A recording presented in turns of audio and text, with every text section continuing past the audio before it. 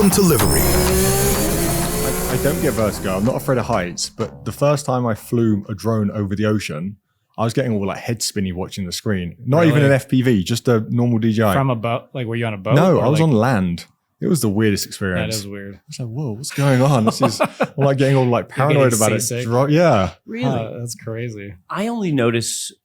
Do you use VR ever? I do have an anything? FPV. I'm not good enough with it yet, which is one of my to-do lists this year. Okay. Yeah, get better with FPV, but So when you're shooting the videos, a lot of the drone footage is you as well. You don't have a separate pilot.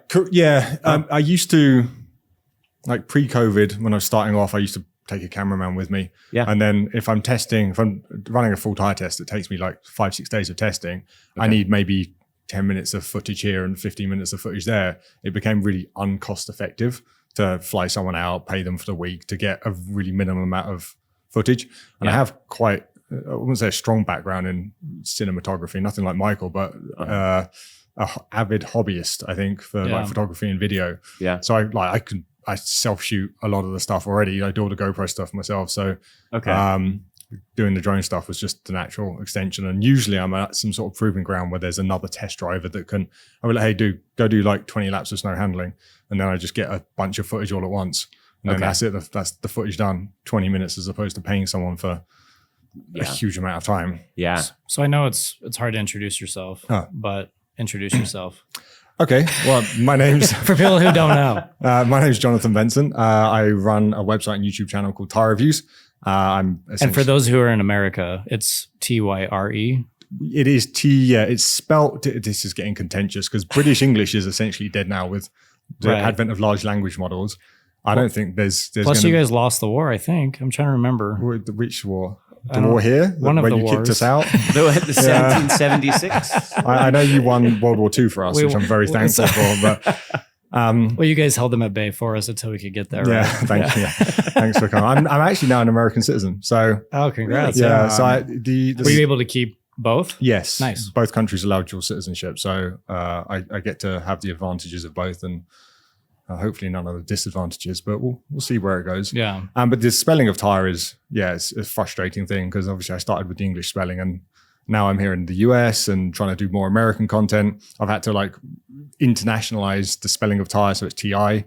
And that angers a lot of English people, but you can't keep everyone happy, especially on YouTube. I would think it would be a differentiator. I mean, just even, leaving it with a Y as a way to just. There was that phase in the internet where you replaced vowels with V's, exactly. U's with V's and E's with 3's. Yeah, so maybe some people look at it like it's a cool way of spelling tire, but I think most people look at it and don't know what it is, especially when the word Tyre Reviews sandwiched together.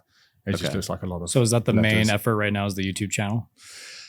Yes. It's not so much the YouTube channel, it's testing. I never wanted to be a YouTuber. It was one of those things like in my dream world, I would be a test driver that just gets to do loads of fun projects and then hands off all the data to someone else. I started the website. So Tyre Review started with the website. It was back in 2006. I'd had my first car. It was an MG ZR, and I don't think you've got that version of MG here. It was when Rover, an English car brand, was owned. They owned MG. My first car was a brand new MG Z car because my dad worked for the company that owned MG Rover, so he got a really good deal on these cars. And it's basically a little sporty hatchback, 105 horsepower, like weighed 1,000 kilos or 2,200 pounds or whatever the American version is. And it was this great little car, and it came with the original Michelin Pilot Sport tire on, so the directional V tire. I don't know if you know it. And it came to tire change time, and I was, as part of the monthly payment we were paying through my father's company, you got maintenance included. So it was like 4,000 miles in, I needed some new front tires. I was like, I've done a great job here, guys. I was like proud of myself. You know what you're like when you're 20 and driving like an absolute lunatic on the road. Yeah. And they put on, they went in, what tires do you want? I was like, well, just put the same on, put some more Michelins on. Because they've been great. Michelin are very well known, one of the biggest tire manufacturers and best known brands.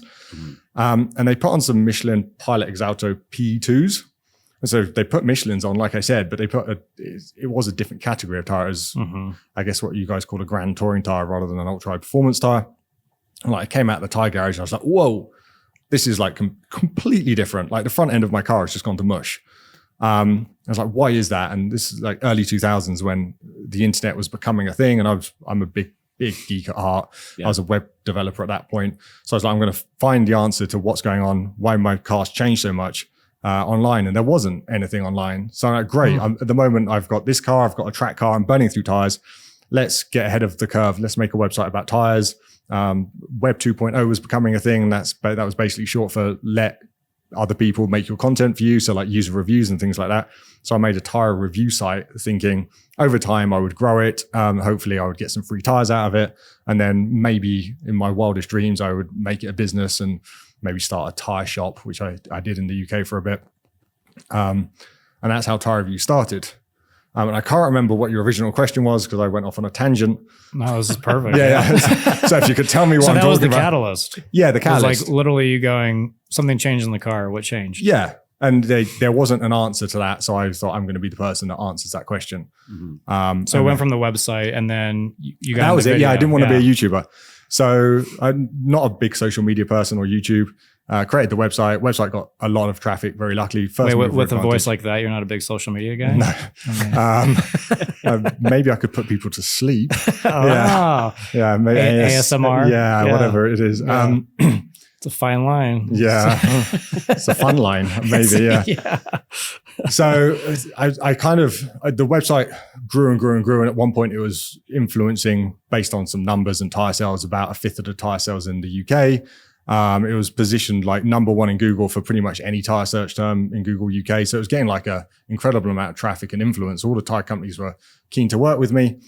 And we were starting doing some like little testing together. I'd been doing like tire launch events and working with tire companies in the background for a long time before I started testing, really to learn how to test a tire, because it's way more involved than I think a lot of people give it credit for. But the catalyst for YouTube was the fact you had to do YouTube. Like it was getting to that point where the brands that were like website brands, people cared less about, and they were caring about the person behind the brand. And like people want a person telling them it rather than just reading the data. And I was probably 2 or 3 years too late on YouTube. I've had a relatively slow growth trajectory in terms of subscribers because I joined quite late after the subscriber was easy and the views were hard. And now I guess subscribers are really hard because everything's algorithmic based. People you don't need to subscribe to anyone on YouTube anymore because YouTube knows if you're watching them regularly or interacting with the content, it's just going to serve you that content, whether you're subbed or not. Okay. But yeah, I didn't want to be on camera. I'm terrible on camera. It's been something I've had to like really try and get comfortable with. I say I used to travel with a camera guy. I used to be like, okay, set up the camera for the pieces to camera, now go away. I don't want you like looking at me while I'm doing this. And it would take like 700 attempts, and to film like a 3-minute intro, I'd be there for like 2 hours and I'd be crying. And do you find that you would use like the third or fourth as well? Oh yeah, at least. Yeah. And it was just like, and then edit. I used to get angry at myself in edit and everything like that because I self-edit.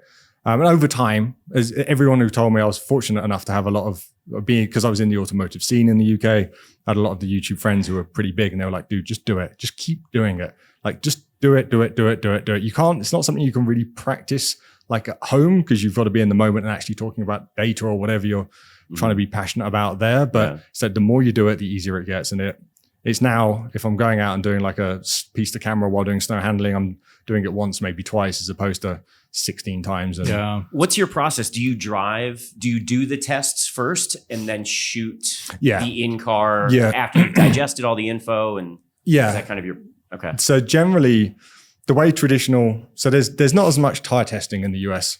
And I'm trying to bring it here and make it more of a thing. Like the level of tire testing Europe does. And it's not so much like I'm saying Europe's better. It's just they've just had different market demands. There's a lot more emphasis on like, I don't want to use the word safety, but like wet grip and handling, whereas the US has traditionally been very focused on mileage and just even wear, low noise, driving in a straight line for a huge amount of miles. Sorry, are these like third-party organizations that are doing the testing? Or yes. So obviously the tire companies are always testing themselves. They're always testing each other. There's a lot of like self-policing in the scene. And then in the EU, you've got legislation around wet grip, rolling resistance and noise, which puts emphasis on those categories naturally. And then the Automotive magazine. So I guess the the German version of Motor Trend. They do 4 or 5 tire tests every year. There's Germany are leading the way in tire testing. There's the Auto Build ADAC, which is their version of AAA. Is that Alcoholics Anonymous, or is that the breakdown service? AAA is the breakdown service. Okay, great. So the breakdown it's basically the German breakdown service. They do a big tire test twice a year, or 3 times a year if they're doing summer, all season, and winter. And then there's some other Nordic magazines. There was one in the UK, Auto Express. They do good tire tests. And these were all like the traditional print magazines. And because they exist, the European tire manufacturers support the tire testing. It doesn't happen here anywhere nearly as much, but because this was a historic thing, all of these tire manufacturers have budget for supporting tire testing, because tire testing is massively expensive. Like outside of a tire company, there's no one really doing it. And people like us were supported by the tire companies, because you can't just do a tire test here. I mean, you can for a very specific category of tires, like a 200 treadwear track tire. You can do your dry handling and maybe dry braking if you really want to dig in, but those tires are really focused on dry handling. Whereas if you've got like an all-season or weather or winter tire, you need a snow track, you need an ice track. Ice, generally, if you want to do smooth ice, you want an indoor or at least a covered ice track, because ice outside gets all sorts of ice. I could talk to you for 2 hours about ice and you'd want to kill yourself by the end of it. Ice is a magnificent cluster F. But you need like wet handling tracks, but you also need these tracks to be stable. So especially in snow, like if we're doing a snow test, we're doing 2 laps. And then after 2 laps, you've grooved up the snow. So like your 3rd lap, your 4th lap, every lap's just going to get faster and faster if you stay in the grooves, or your delta is going to fall off if you miss a groove. So we basically do 2 laps. And then while the tire change is happening, you've got a specialist machine going around and like repacking and re-leveling all the snow constantly. So like outside of these proving grounds that tire companies own, there is no way to do proper tire testing. Do they exist in the US currently?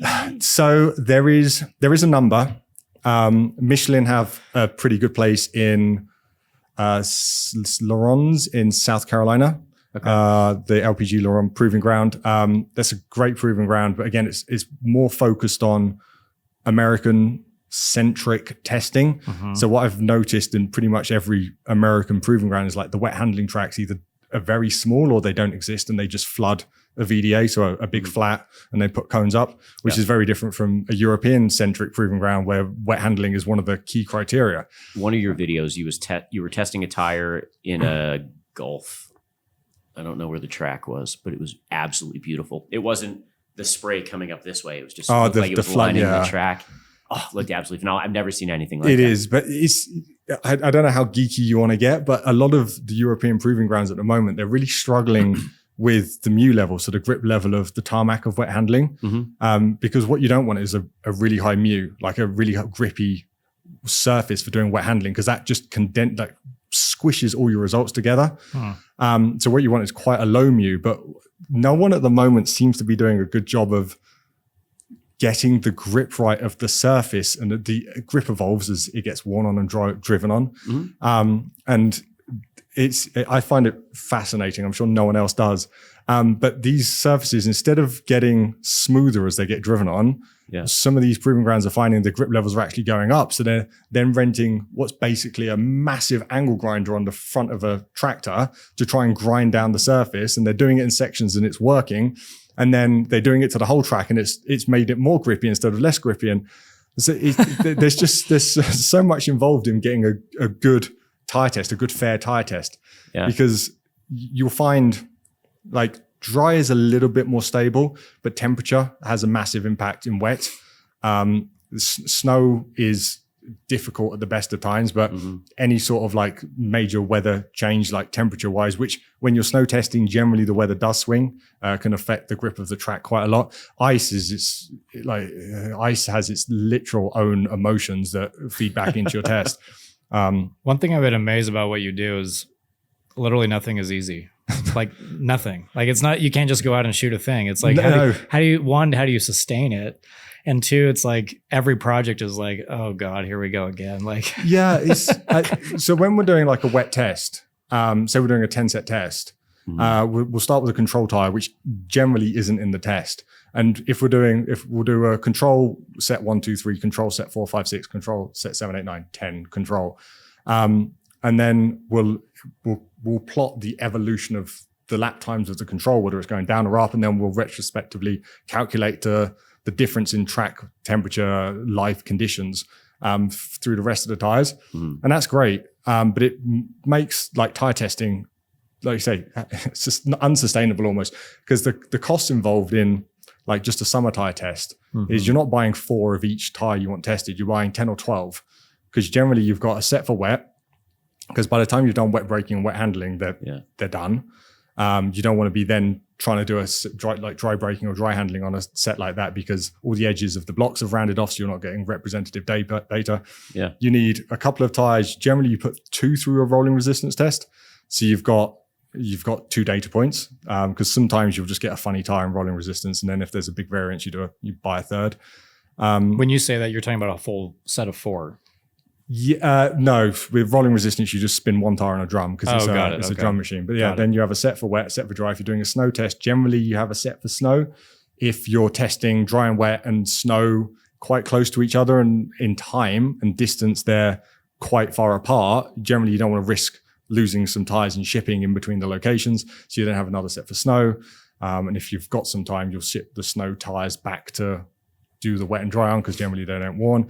You have to, if you want to be really fair about it, you have to run in tires before you use them. You have to give them some sort of real world usage. So we tend to do 500 kilometers on each set of tires before we even get to start the testing, especially on snow, because a brand new tire has really sharp edges, which is really good for snow and ice performance. But generally, once you've driven your car for like 2 days or whatever, those edges are gone, and we don't want to test at this brand new state where you can have an advantage. So there's loads of little things like you have to really keep in mind. And like you say, tire testing, people think, oh, you've gone to a circuit and driven like a lap on each of the tires, and that's the best tire. But what's amazing is it's a lot. Yeah, your videos. One of the things I really genuinely enjoy about them is that there's a premise that's interesting. Is this better than that?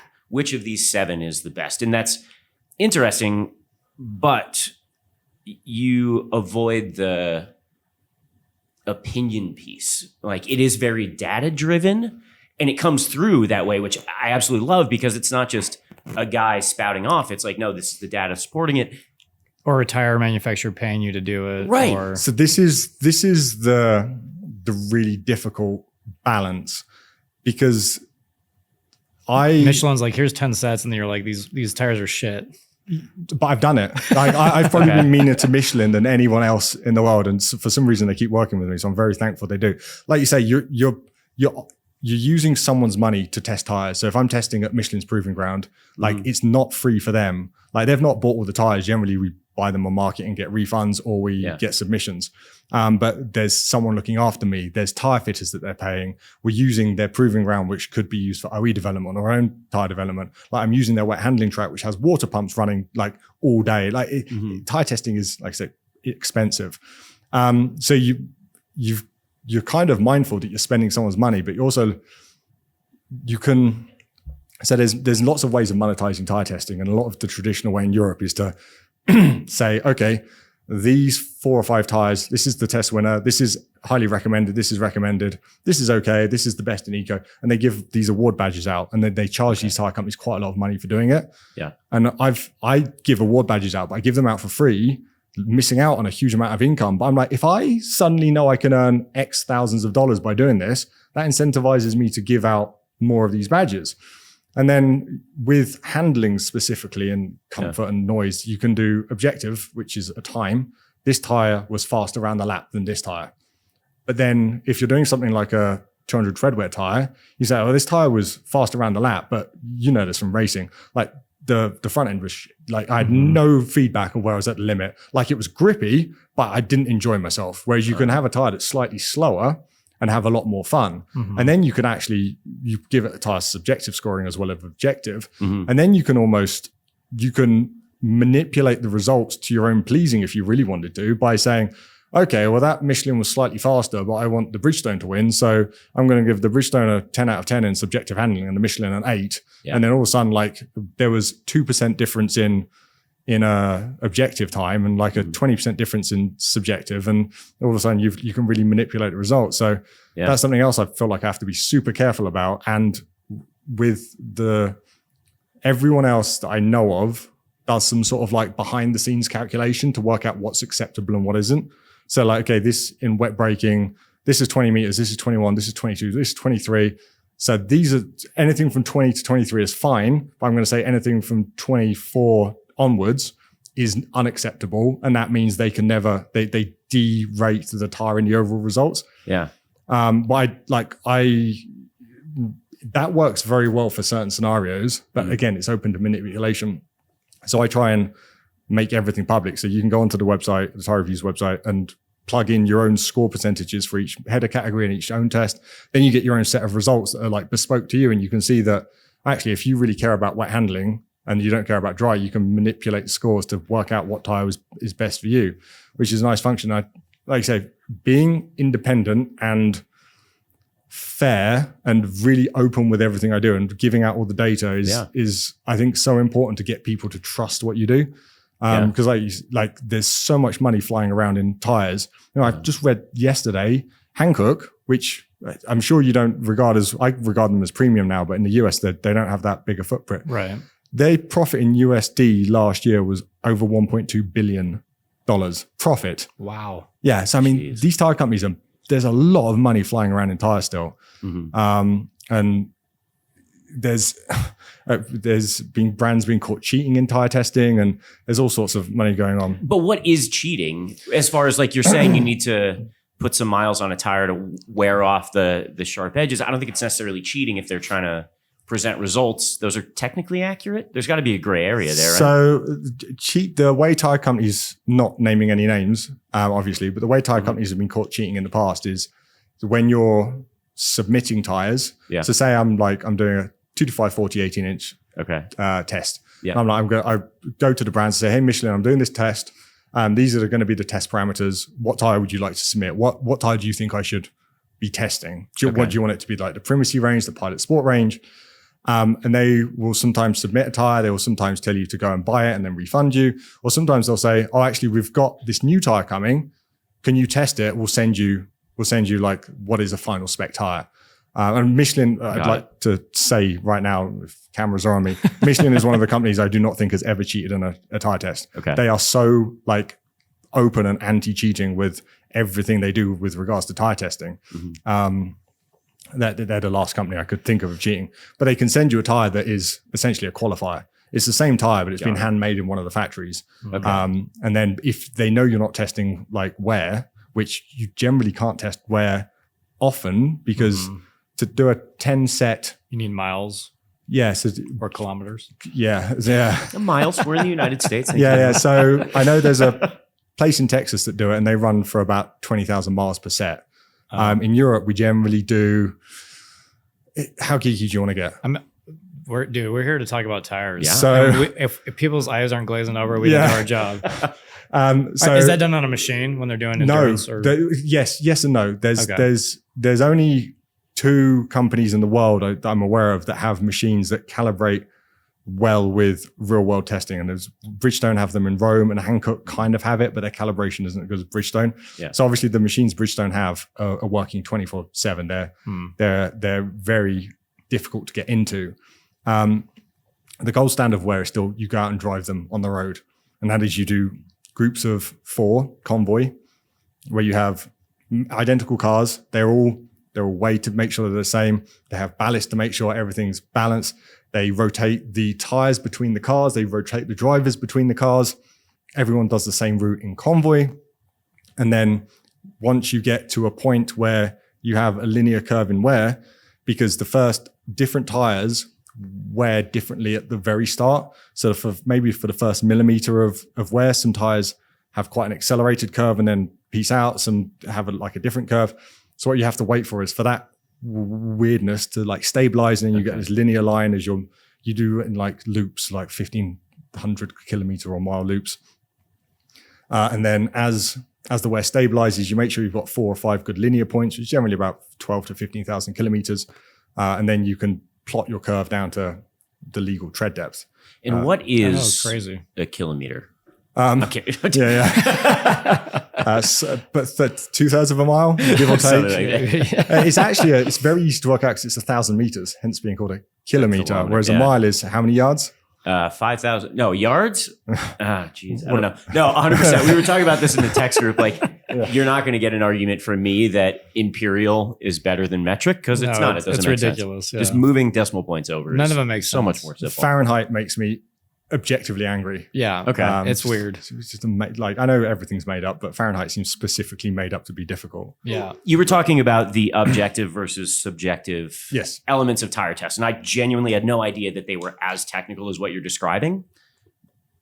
Do you think you can get 10 tire testers to do the same test and reach a consensus on the subjective side? Like, or are there big variations where one guy is way over here and the other one is all the way over there?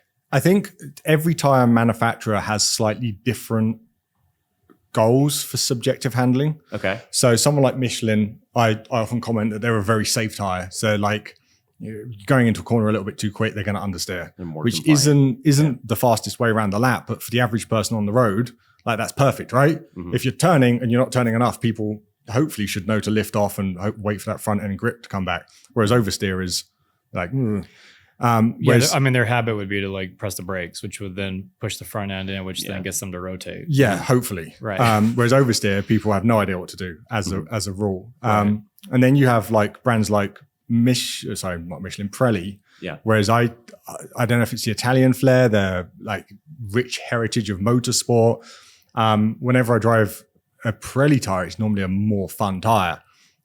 Is it as easy to control at the limit for the average person? No. Mm-hmm. Is it going to get you around a track and put a bigger smile on your face? Maybe, yeah. So every tire company does have slightly different subjective targets for their products. Yeah. But generally, to answer your question, most of the people I would call professional tire testers, we've generally worked alongside all the premium manufacturers for long enough that, and I cross correlate with Michelin, Goodyear, Pirelli, Continental. So I've tested alongside them and got same results or almost very exact same results. Sometimes things are so close, you like a gust of wind will invert some lap times. But generally, I would hope that if we were looking for the same thing in a test, yes, most of us, and I say most of us, there's probably only 10 of us in the world that do this as like a full-time job. Maybe not even 10 independently. Obviously, the tire companies have their own drivers, but people who do it independently, there's not a huge amount of people. I would hope we'd get to a rough consensus. Yeah, there might be, like, again, going back to the track stuff. I keep pointing over here because the track's here. What I love in a tire is a really, really strong front end turning and a bit of a wandery rear end, especially for a track tire. And that I would probably score a tire higher than maybe someone else who's a bit more of a well-balanced driver. I think I'm just overly aggressive in my driving style sometimes. And that's something I had to learn to mediate out of my driving when doing tire testing is, who am I testing for here? Am I testing for me, or am I testing a 16-inch touring tire on a BMW? I'm testing for the person that's going to be driving that. So that's something you have to think about as well. Do you tend to try to overdrive and like really scrub the tire, or are you trying to like be as smooth as possible, never put the tire, like stretch it that far? A bit of both. I think it's more important in wet to know what like pass limits like. So in dry, we do sub-limit, which focuses on things like just general, I don't know if you've ever seen, maybe you've seen it in some of my videos, like we're on a big like 4 or 5 mile oval and we're going down and just doing really tiny steering maneuvers to start with to work out what it's like on center, whether there's like a linear buildup of side forces, because there's some stuff in a tire that you wouldn't think about really day to day. Like it wouldn't be in your conscious mind, but subconsciously, if a tire is no good, like on center and off, like coming off center with a linear buildup, if it's like really, really like turn it and your car's turning quickly, you might not like focus on that like in the front of your mind, but driving long distance with a tire where you're constantly having to correct it and nothing really makes sense that you're doing with the steering. It's very draining. So you mark a tire there. And then in things like wet handling, I'll do 2 or 3 laps to get an average of lap time, and I try and target 0.3% spread maximum. So generally, if you're talking like 100-second lap, you're trying to do 3 laps within 0.3 of a second. And then I'll generally, depending on the vehicle and the ability of the vehicle, I'll try and do one post limit as well. So we'll do a nice slidey lap to see what it's like post limit. And I think that, again, that's more important in the snow as well, because snow's a situation where you can find yourself on the wrong side of the grip limit. Yeah. But we're talking about handling because it's fun. I think traction, braking, hydroplaning, they're also like incredibly important qualities of a tire. How much prep do you have before you go out and drive this? So you say you have to be within 3 tenths. Yeah. Like, are you able to get out, get comfortable, run the tires? And then, I mean, I know for me personally, if I don't have like an intimate knowledge of the car and the tire, then it's hard to be consistent, especially that tight for 3 laps in a row. Yeah, the level of car you're probably trying to be consistent on is a bit different from a 100 horsepower Golf. Sure. So yeah, so the car, I'm generally pretty car agnostic. Even on like anything up to an M3, I can jump in and be on the limit, like because I've got so much experience now. I'm not saying I'm the best driver in the world, but I've been doing this for God knows how long, and I've tested at all these different circuits around the world and driven all the manner of cars while doing it. I can get up to speed on a car very quickly. The track, if I'm new to the track, I'm definitely going to be requesting in advance I get some burner tires. Right. I'm like, I need a set of tires that I can just like go out and do like 2 or 3 5-lap sessions to get really on top of like the lines. Because like you say, the driver evolution on the circuit is something that is not, it's not a linear thing. I've noticed before, if I've tried to start a test too soon, like my driving evolution is very steep at the start and then flattens out. So now I know I have to do like multiple, I can't just go out and do like 3 laps and be like, yeah, I'm ready. I have to like dig into it a little bit. But generally now I've driven it pretty much everywhere. That's something that's always confused me about the tire testing is it feels like, I mean, this is with cars as well, but it feels like it's so driver dependent, right? Like if a driver has a certain style, if he likes to have like a bit of scrub and then like correct it and pull out of the corner, or if like that's all going to affect the tire completely differently. Even if they're finding the same lap time, they might be getting the lap time a little bit differently. Yeah.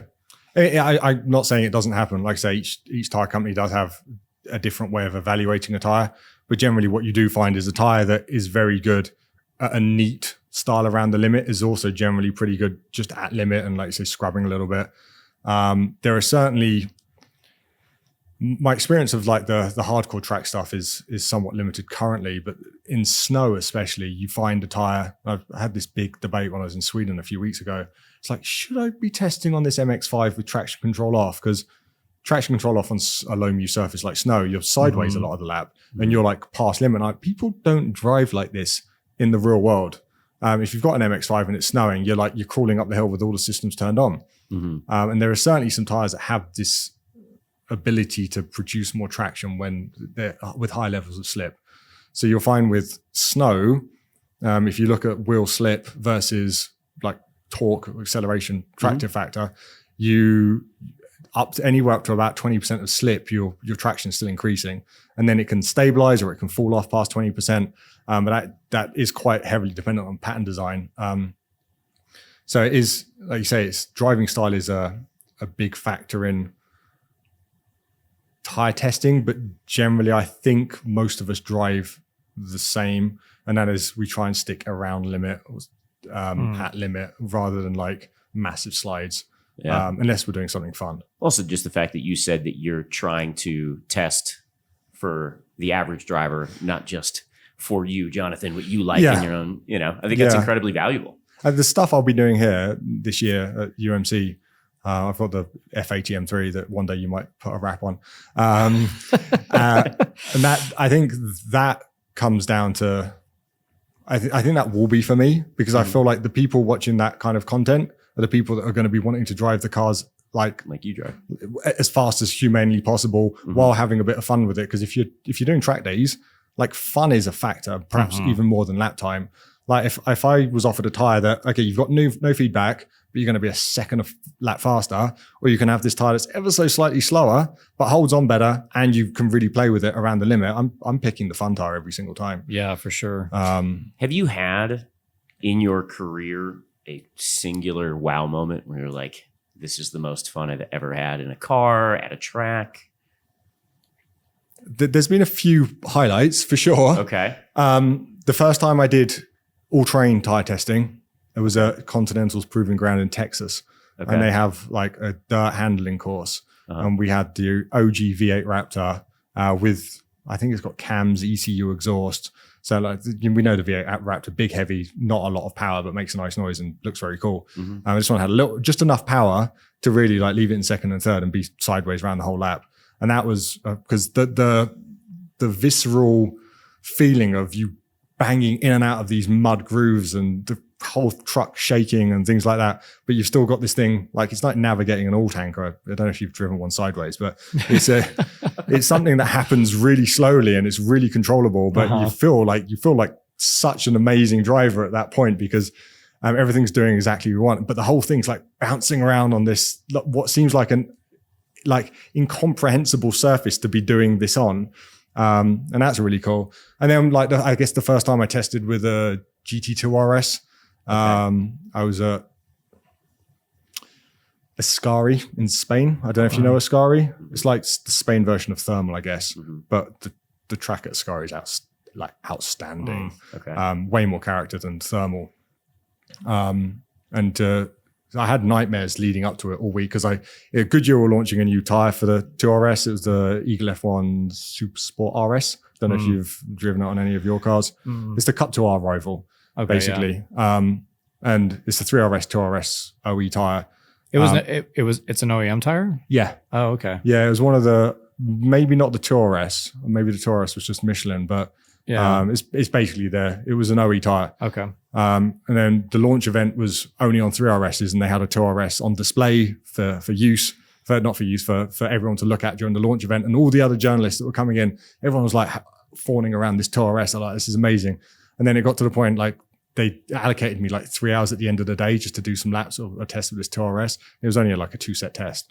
And I said like the feeling of having all the journalists like run to the pit wall to see me doing like laps in this 2RS. Made me super paranoid about crashing, but yeah, that was a pretty cool feeling. And then actually at the end of the day, we're like, come on, the bus is going. I was like, let me just do like a couple more laps in the 3RS because I really wanted to try and get in my head because everyone's 911 obsessed. I'm like, I really want to get in my head which of these two vehicles is better. And they let me jump in a 3RS. Then as I was going out the pits in third, like I was doing in the 2RS from like 50 kph, I put my foot down on the accelerator and I was like, shit, I've broken the car. Like nothing's happening. This is like happening in like the back of my head. I'm like, God, what's happened? And it just doesn't have the power of the 2RS. Yeah. The way the 2RS just picks up and goes. It doesn't spool up and there's no turbo. Yeah, but it does sound better. That scream with a 9,000 RPM versus... I think I would take the 3 over the 2. The 2 is an incredibly easy car to drive considering its power and drivetrain layout. But like I think there's 700 something horsepower. Yeah, this was 997 generation. Oh, it was a 997. No, which was the last 2RS? 991 or 997? 991. Okay, sorry, it's 991 then. But yeah, there's like you say, there's something about that 3RS engine that's just. Did you notice the weight difference? A little bit, but I want to say yes, but did I? Or was I just more scared of crashing into the wall the whole time? I had genuine nightmares because the last corner at Ascari is flat and a 2RS easy, but you're going really fast and the pit wall is right there. And I had many nightmares about whoop into the wall in front of everyone. And Goodyear had borrowed the car from Porsche. Porsche knew I was using it. They said that's fine, but still, like at that point, it was like a £700,000-800,000 car. Oh yeah, so like $1 million car. Yeah, and to spin that into a wall because you're trying to be a hero on a lap was. Well, if you want to get subscribers, that's What liability do you bear in general if it's generally none? Okay, you just won't be asked to drive it again. Yeah, I will go on the naughty list. Yeah, the amount of crashes. I don't know if you've been around automotive press, but the amount of crashes that go on product launches is actually it's comically high considering these people do get invited back. They're trying to be but careful. Everything gets swept under the table. I've heard stories. What was the launch of it? It was the launch of one of the big Mercedes, like the big expensive. Oh, it was the BMW XM. I think it's like the big electric one. Okay. And I don't want to name any names, but from what I understand, they had an influencer on rotation that decided they really wanted to jump it. Obviously, this is a car that's not designed to be jumped.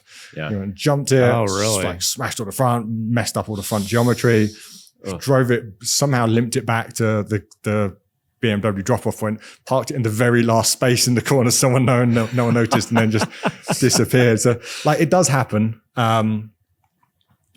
And cars do get damaged in testing. Like, we're spending days and days on the very, very limit of a tire, which is the limit of a car. Yeah. But in tire testing, at least, I always like to ask whenever I'm at a new proving ground or catching up with people, like, "Sir, anyone crashed recently?" And everyone's got a good story where they've launched a Tesla through a snowbank in snow handling or something like that. But the very few actual accidents happen. So, Jonathan. Yes. Have you had any good crashes lately? Well, I have. I just completed two weeks of pretty intensive snow testing. Okay. And the only crash I had was I stuffed an F-150 into a ditch on the access road. Okay. Which is driving along straight. There's a car coming the other way. I'm in this big wide truck in the middle of Finland. I need to give them a bit more room. Two wheels over the very edge of what they've compacted down, and it's just it's deep snow. That's understandable. But as for crashing, I've minor damage twice in my whole career. Like, you spin every now and again, but generally tire proving grounds are built with the capacity to spin. But yeah. So I know you just did a video on it, but what was it like working with BMW and thermal and the Hoosier tire release? Yeah, good. Yeah. So working with the BMW Performance Driving School, should absolutely plug them. If you have the ability to pay money and go drive a GT4 car, which I realize you have a GT3 car. So, I love driving other people's cars. From what I understand, it's not that expensive, but the driving school there is fantastic. Like, all their instructors are very, like, if you do get the opportunity to do it, they're very much like, just drive harder, drive faster. Like, some places, like, you can't go over 4,000 RPM and you're a bit faster in that corner. These guys like push you to drive faster, which is fantastic. And their GT4 program is an experience, because that G Series GT4 it feels like a race car as opposed to the F Series GT4, which felt like a road car. They've kind of like shoehorned into because race car, the G Series feels proper. And then very thankful they allowed me to use one of their cars for a test with Hoosier. Continental sponsored a driving school with tires, and obviously Hoosier is a Continental brand. So we hooked up that way, and hopefully I get to do more this year, fingers crossed. But thermal's a special place. Yeah. The tracks, I mean, they're fine. I've heard it's kind of meh. Yeah, I feel like they're built to their clientele level of driving, and that's some people that aren't race car drivers that have some very expensive, very fast cars. So the tracks perhaps aren't super challenging. There's a lot of like straight, shut it down, turn the car, straight, shut it down, turn the car. The one they use for the driving program, I can't remember, was it their West track? It is very much, straight line, hairpin, a little bit of a chicane, hairpin, straight line. Okay, yeah. Which is fine. Like, if you've never driven on a racetrack and you've never driven a GT4 car, you're going to have this amazing experience doing it for sure. And then I tested on the Desert Palm circuit, which was a little bit more interesting. And I imagine if they can link all three together, I think. And it's... Don't they combine them for the IndyCar? And I think if you linked two of them together, it would be a pretty cool experience. I've not had that opportunity yet. But the G Series GT4 car it's unbelievable what they've done with what is a very heavy road car. And they've still got the same engine. They've still got the same ZF gearbox. So it's not a dual clutch. It's still the slush box. Wow. But it doesn't feel like a slush box. But inside it's just like gutted carbon paneling. You've got your Motec. And the suspension setup on those cars is like, you can hit the curbs as hard as you want, and like, just doesn't upset the car. Munches it. Wow. Yeah, they've done a really nice job. And that new Hoosier is a very, very, it's a tire that I would build, in that it's a very, very quick steering tire. So it almost feels nervous. Like, you wouldn't want to drive it on the street for a lot of time. Although, it's a DOT tire, right? It is So it's like a Cup 2. Yeah, Cup 2R is what they're going for. And on another event there, we drove it against the Cup 2R, the BMW Star version of the Cup 2R, and it was more responsive. It was grippier. It was a faster lap time. It took the heat better. So one of the things I'm definitely doing this year with my M3, if not one of the GT4 M3s, is a comparative test. So what about like consistency? Yeah, it's the thermal capacity of that tire is good for the category. But the test I did was versus a slick and an R7. So obviously, anytime you put more void in the tread pattern, you're generating more heat. So that means your thermal capacity is going down. Plus, you've got more tread depth, so your thermal capacity is going down because you've got so much more tread moving around. Plus, they've made it a very light tire, so there's not a huge amount of material in it, which obviously is good for cooling but bad for heating because it heats up very quickly. So my driving style on that G series, that was a test for me, not the people, I think. So I was chucking that car around and I was like heating out after maybe 5 or 6 like hard laps, whereas the R7 would do another couple and the slick would do a whole bunch more. How big of a factor is the rim in your testing? I'm just thinking of heat transfer as far Yeah, wheels are fascinating. Yeah. I'm actually halfway through a project at the moment comparing wheel weights. I've got some Apex 19-inch wheels. They're all 19 by 10. They're 19 pounds, and I've had some custom made at 35 and 52 pounds a wheel. And I've done traction. I need to do braking and redo handling because the results I got from handling were a bit skewy. But the thing that I've found recently about wheels is that wheels are important in that you have to match. If you're doing 10 sets of tires, you need 10 sets of matching wheels. Yeah. Right. You have to have matching wheels. And if you can't, even in winter testing. Yeah, even in winter testing. Probably less important for wheel rigidity, but weight and weight distribution of a wheel. So you can have 2 wheels that weigh the same, but they have different mass distributions. So they have different rotational inertia. So that does have an impact. Perhaps not as much as I always thought. But one thing I have found recently, and this is super geeky and fascinating. I love it. This makes me excited. I'm working with Apex on this. Who was I chatting with? I think I was chatting with Prelli. And they were having a problem with, there was, say for example, the new M3 example, not the actual case, but they're doing the development of the tire, the OE tire for the M3. And they're doing it on the near production ready car, but they've still got the test wheels on. And then, so they'd get their tires essentially signed off on this platform. Their marketing would come in and put the marketing wheels on. So the wheels the car's sold with, the nice pretty ones, same size, same width, same offsets, same overall weight-ish. And then they were retesting and their tire was dropping like in what they call it in points. Everything's scored in points in tire testing. They drop like half a point or a point. And that's a big significant gap in subjective. And they're like, what's like the same spec of wheel essentially, but just different looking wheel. And same like width, heights and everything. And what they were finding is 2 things. One, wheels can flex. And quite significantly, and this is something Apex Apex wheels, American brand. They've been very hard in pushing this message, and I'm halfway through doing some work with them or arranging some work with them, where we're going to be talking about just how much camber a wheel can add to your car mid-corner. Because although you can go to China now and get some forged wheels for like $1,000 for 4, what you'll find is that although they're forged, like a forged wheel is almost meaningless these days because anyone can forge a bit of aluminium. But if you're designing it wrong, like you're always going to be a big floppy mess. So Pirelli were finding that because of how the wheel was flexing, one thing, and then secondly, the bead area where the tire mounts to the wheel, so that little drop in where they connect, it goes down to like whether it's unfinished or whether it's painted can have a significant effect on how the tire grips with the wheel or turns with the wheel when building slip angle when turning.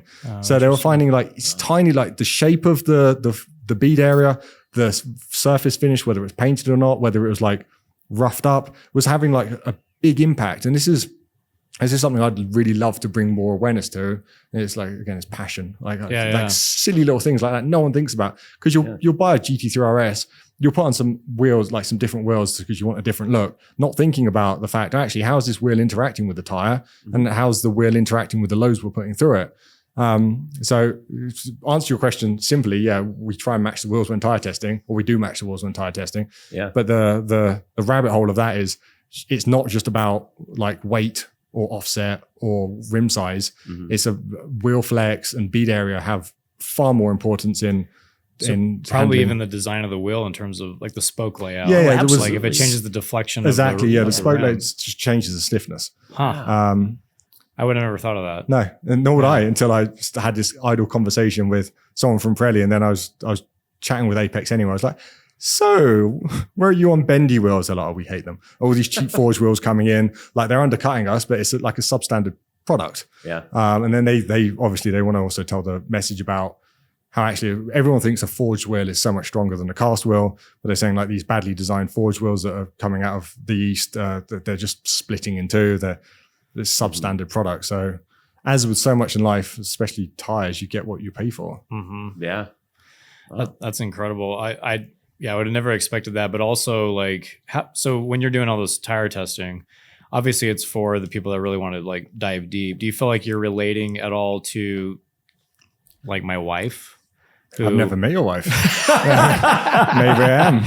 Well, I don't want her to ever meet you. That's point number one. Point number two. No, just like, do you feel like what you're bringing to the market is providing value to, say, I mean, most people don't think about tires. Yeah. At the end of the day, right? They usually go in and it's like, what 4 tires can I put on my car? What all seasons can I put on it the cheapest? Exactly. And get the job done. Yeah. So I think I'm in the situation where I think you have to want to know about tires to find me, because you're not going to stumble across me in like day-to-day life. You're YouTubing, you're Googling about tires, like what's the best tire for this. So I think I'm relating to those people fairly well. Sometimes the data I produce does get repurposed into magazines or goes into newspapers where maybe your wife would see the data. I don't know how much tire YouTube content she watches. But what I try and focus, like handling is something you can talk about because there are nuances and differences in tires. Yeah. That give them character. They give them personalities. But what's really important for a tire on the road? Braking, probably. And a snow tire, an ice tire, safety, traction. grip. Yeah, safety. Yeah. Well, I think your content is actually incredibly applicable to what you're talking about, because when I was going through, like, 2 of my favorite videos are cheap off-brand tires versus the premium tires. And that's something that if you're not really into tires, if you're not a dork about it, you actually care about that content. If you're thinking, all right, do I want to save $40 a tire? Like, that's so valuable. And the other one is the Mini Cooper S's, where you have the all-wheel drive with all-season tires, the front-wheel drive with snow tires. That's the type of stuff that I think tire geeks, you don't have to be a tire geek to see it, click on it, and be like, I genuinely want to know the outcome of this because it might affect my decision. Yeah, I love doing those because they reach a large audience. They get a lot of views. Are those kind of your bigger viewed videos? Yes and no. Like tire tests generally are what you call evergreen on YouTube, and that's people are always going to be long tail searching for tires. So those tend to have like a pretty steady, constant growth. Okay. Until I do this year's version of that tire test. But the ones like all season versus all drive kind of thing, they proliferate through the media outlets really heavily. Sure. So they do get a lot of views and a lot of like people arguing in the comments about what's actually best and their own experiences. Do you look at the comments? Yes, I try and. If I launch a video, I try and be awake for the launch, and then I stay on comments for like the first 4 or 5 hours. Okay. Which is 2, 3, 4, 500 comments maybe. Yeah. So that's like being asked 500 questions by 500 people in a few hours, which it messes your brain up a little bit. You're like, well, this is all a lot. And then I try and dip back in over time. But now the catalog of videos is so vast, and there's comments appearing on 10-year-old videos. So I like constantly, I'm like, I used to try and like answer every comment, but if I did now, I wouldn't do anything else. So do you have notifications turned on your? No. Okay. No.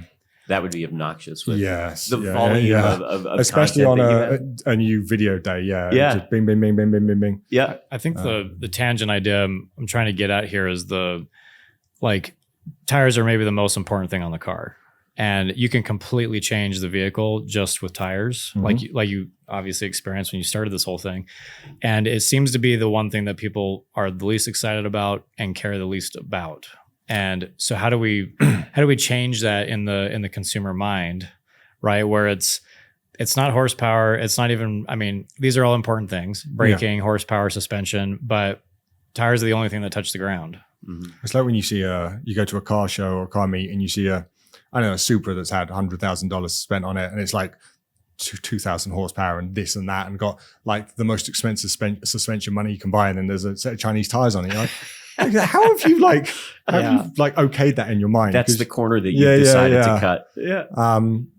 To answer your question is I don't know. I'm an engineer, test driver. You're the marketing guy, so this is on you now. Okay, it's my problem. Got it. Like, so I try and make the tests accessible. I try and lay out the data, but fundamentally, like I say, if you're finding me, you've got some sort of interest in automotive. Like, hitting the non-automotive people is a big problem for any automotive company, especially tire manufacturers. And I know through the years they've tried to do things like invite Mumsnet, like the mums blogging website and things like that, to try and influence those audiences. But at the end, you can't make someone care. You can influence the people that want to be influenced. And then the tire manufacturers obviously spend a lot of money on branding and marketing. So like things like involvement in motorsport. Like, your wife might not watch Formula One, but she might hear that the fact Pirelli are the suppliers for Formula One and associate Pirelli with that's got to be a good tire. That's Formula One. That's peak motorsport. So, well, touching on what you were saying, it's interesting that like basically every major racing series is a single tire. It's a spec tire for that reason. There's just too big of a variation. Yeah. If you have, Formula One went through in the early 2000s where, if you have two different manufacturers, it's just, there's too big of a delta from A to B, from track to track, and you end up with half the teams that have this crazy unfair advantage. From Formula One, it was Michelin versus Ferrari, if you remember. Like, half the grid were on Michelins, half the grid were on Bridgestones, but only Ferrari and Bridgestone really had it together. Yeah. And Bridgestone's put all their eggs in the Ferrari basket. They were like hand-making tires between qualifying and racing and shipping them over. Right, quali tires. I forgot about quali tires. Yeah. The money that they used to throw around in that is like unbelievable. I think it was very beneficial to bring it from a competitive environment to a spec series. Like, Pirelli has the contract, they're all from an audience point of view, for sure. Absolutely. Yeah, it's nice seeing everyone having that chance as opposed to only half the people having the chance. Right. But I do miss the tire wars.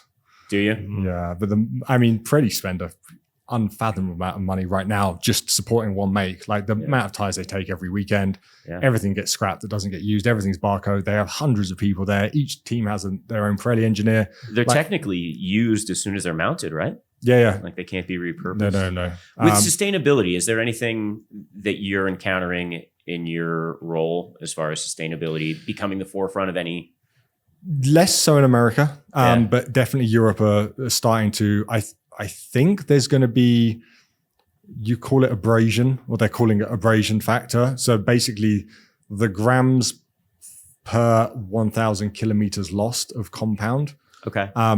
So if you want a tire to last, say, 100,000 miles, you can have a very low wearing compound and give it 730 seconds tread depth. Sorry, I'm trying to not work in millimeters. Or you can have like an average compound and give it 1130 seconds. And both tires will get to the end with the same overall weighting, but you're going to wear through more material with this worse compound. Got it. And one thing Europe are trying to do is promote tires that have less environmental impact. Yeah. So Europe, there's a lot of like oils and things that are banned in Europe, but not here because they've been found bad for public health or bad for wildlife. And they're starting to legislate. I believe they're starting to legislate, or at least grade tires based on this particular matter or abrasion. So it's something that's coming that side of the pond. I'm sure America will catch up. I know California have recently been talking about a bill that I've shoved my ear in because it was ridiculous. And they proposed, or they were trying to make every tire sold at least meet the rolling resistance of an OE vehicle tire.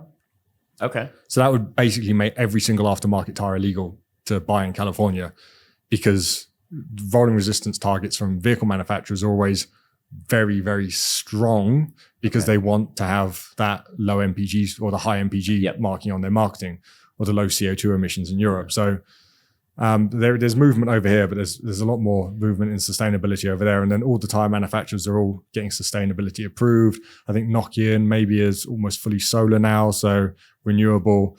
Tire recycling is a massive issue because there's so much in a tire that isn't good for people. You can't just burn them or like crush them. There's also in IndyCar, the alternate tires with the green sidewall. That sidewall is made from a plant rubber. Oh, and cool. It's experimental. They started doing it a couple of years ago. Who's the brand? Bridgestone Firestone. Okay. I know Continental have been working with dandelion rubber. So from a very small plant that grows a lot quicker than, I think a rubber plant tree takes 5 years to get to the point where you can start harvesting it for natural rubber. And I know the plant, I don't know the name of it, but it's like a desert shrub. I have. Are they calling it Theraxton or something? I don't know. It's got some weird sciencey futuristic. But I'd be curious if that becomes more prevalent in consumer tires. It has, it doesn't have to, especially with everything that's moving along right now in the US with burn more gas or burn more coil or whatever. It seems like the US is moving slightly away from environmental impact. But a lot of these tire companies are European based. And the EU is certainly probably overly, it's the other end of the spectrum, isn't it? The happy ground in legislation somewhere in the middle that's going on between the two extremes that seem to be happening at the moment. But yeah, the EU is certainly very much on top of what you can use in like stabilizers for keeping from tire aging. There are certain, so when tire industrialization is fascinating too. It's all fascinating. But they, like some of the compounds and chemicals they put in, everything is there for a reason. And some of them are to help mixing, some of them help to stabilize it, some of them are to help with the chemical bonding during vulcanization. And some of the ones that were very good at it are very toxic. So now they're not allowed to be used in Europe. So that's why one of the many reasons we have completely separate tire lines between the EU and the US. So they are completely, there isn't a lot of crossover in tire make? Very, very small amount of EU spec tires end up in the US, and almost, in fact, no US spec tires that I'm aware of really end up in the EU. Wow. Are there EV? This is a silly question. Are there EV tires? Yeah. Okay. This is another one of these things that different tire companies have different approaches to this, and I thought one approach was right at the beginning, and now maybe the other approach. Like at the start, it seemed like everyone was going to make an EV specific line. So what does that look like? Just harder sidewalls? Yeah, really pretty much the same. It's more marketing. But the idea is like EV has more torque, more weight. So you need a stiffer tire. You need something that's going to take that torque a little bit better. And for me, initially, when EVs were coming out, I'd assumed like an EV owner wants an EV tire. Like they've gone out of their way to buy an EV. So they're going to be like, I'm in this for the EV. I want to be EV everything. But a lot of the manufacturers are now going towards not having an EV line, just saying, look, all of our tires are EV ready. They're just putting like a little EV sticker on the wall. Okay. Especially in Europe, where rolling resistance and noise are key for an electric vehicle, right? Energy use, like a tire uses around a quarter of the energy use of a EV vehicle because they're more efficient, whereas it's around a fifth of an internal combustion car, an IC vehicle. So the tire has a bigger impact on your overall range, and EV ranges are generally lower than petrol, and they're more of a pain to recharge. But because now the rolling resistance targets in Europe are so strong, like the non-EV tires you're buying have the same rolling resistance levels as EV. We have noise targets to meet in Europe as well. So generally, any good tire is good enough for an EV pretty much these days. There's now HL tires, which are like high-load tires. So instead of XL, like a 91Y XL, you can now have a HL version of that tire, which is not just for EVs, but for the bigger stuff like the Hummers, the really heavy, really powerful trucks. Stuff. Do you think there's a space in the future for the airless tires, or are those more of a marketing thing? I was going to say, it's kind of crazy to me that we're still everyone's running around on rubber balloons on the bottom of their car. Yeah. I mean, air is a wonderful way of dampening. Yeah. It's just a third damper, or a second damper, I guess, in the chain. There's the Michelin Uptis, which was originally the Twill, and Goodyear they call them non-pneumatic tires. So tires without air, NPTs. And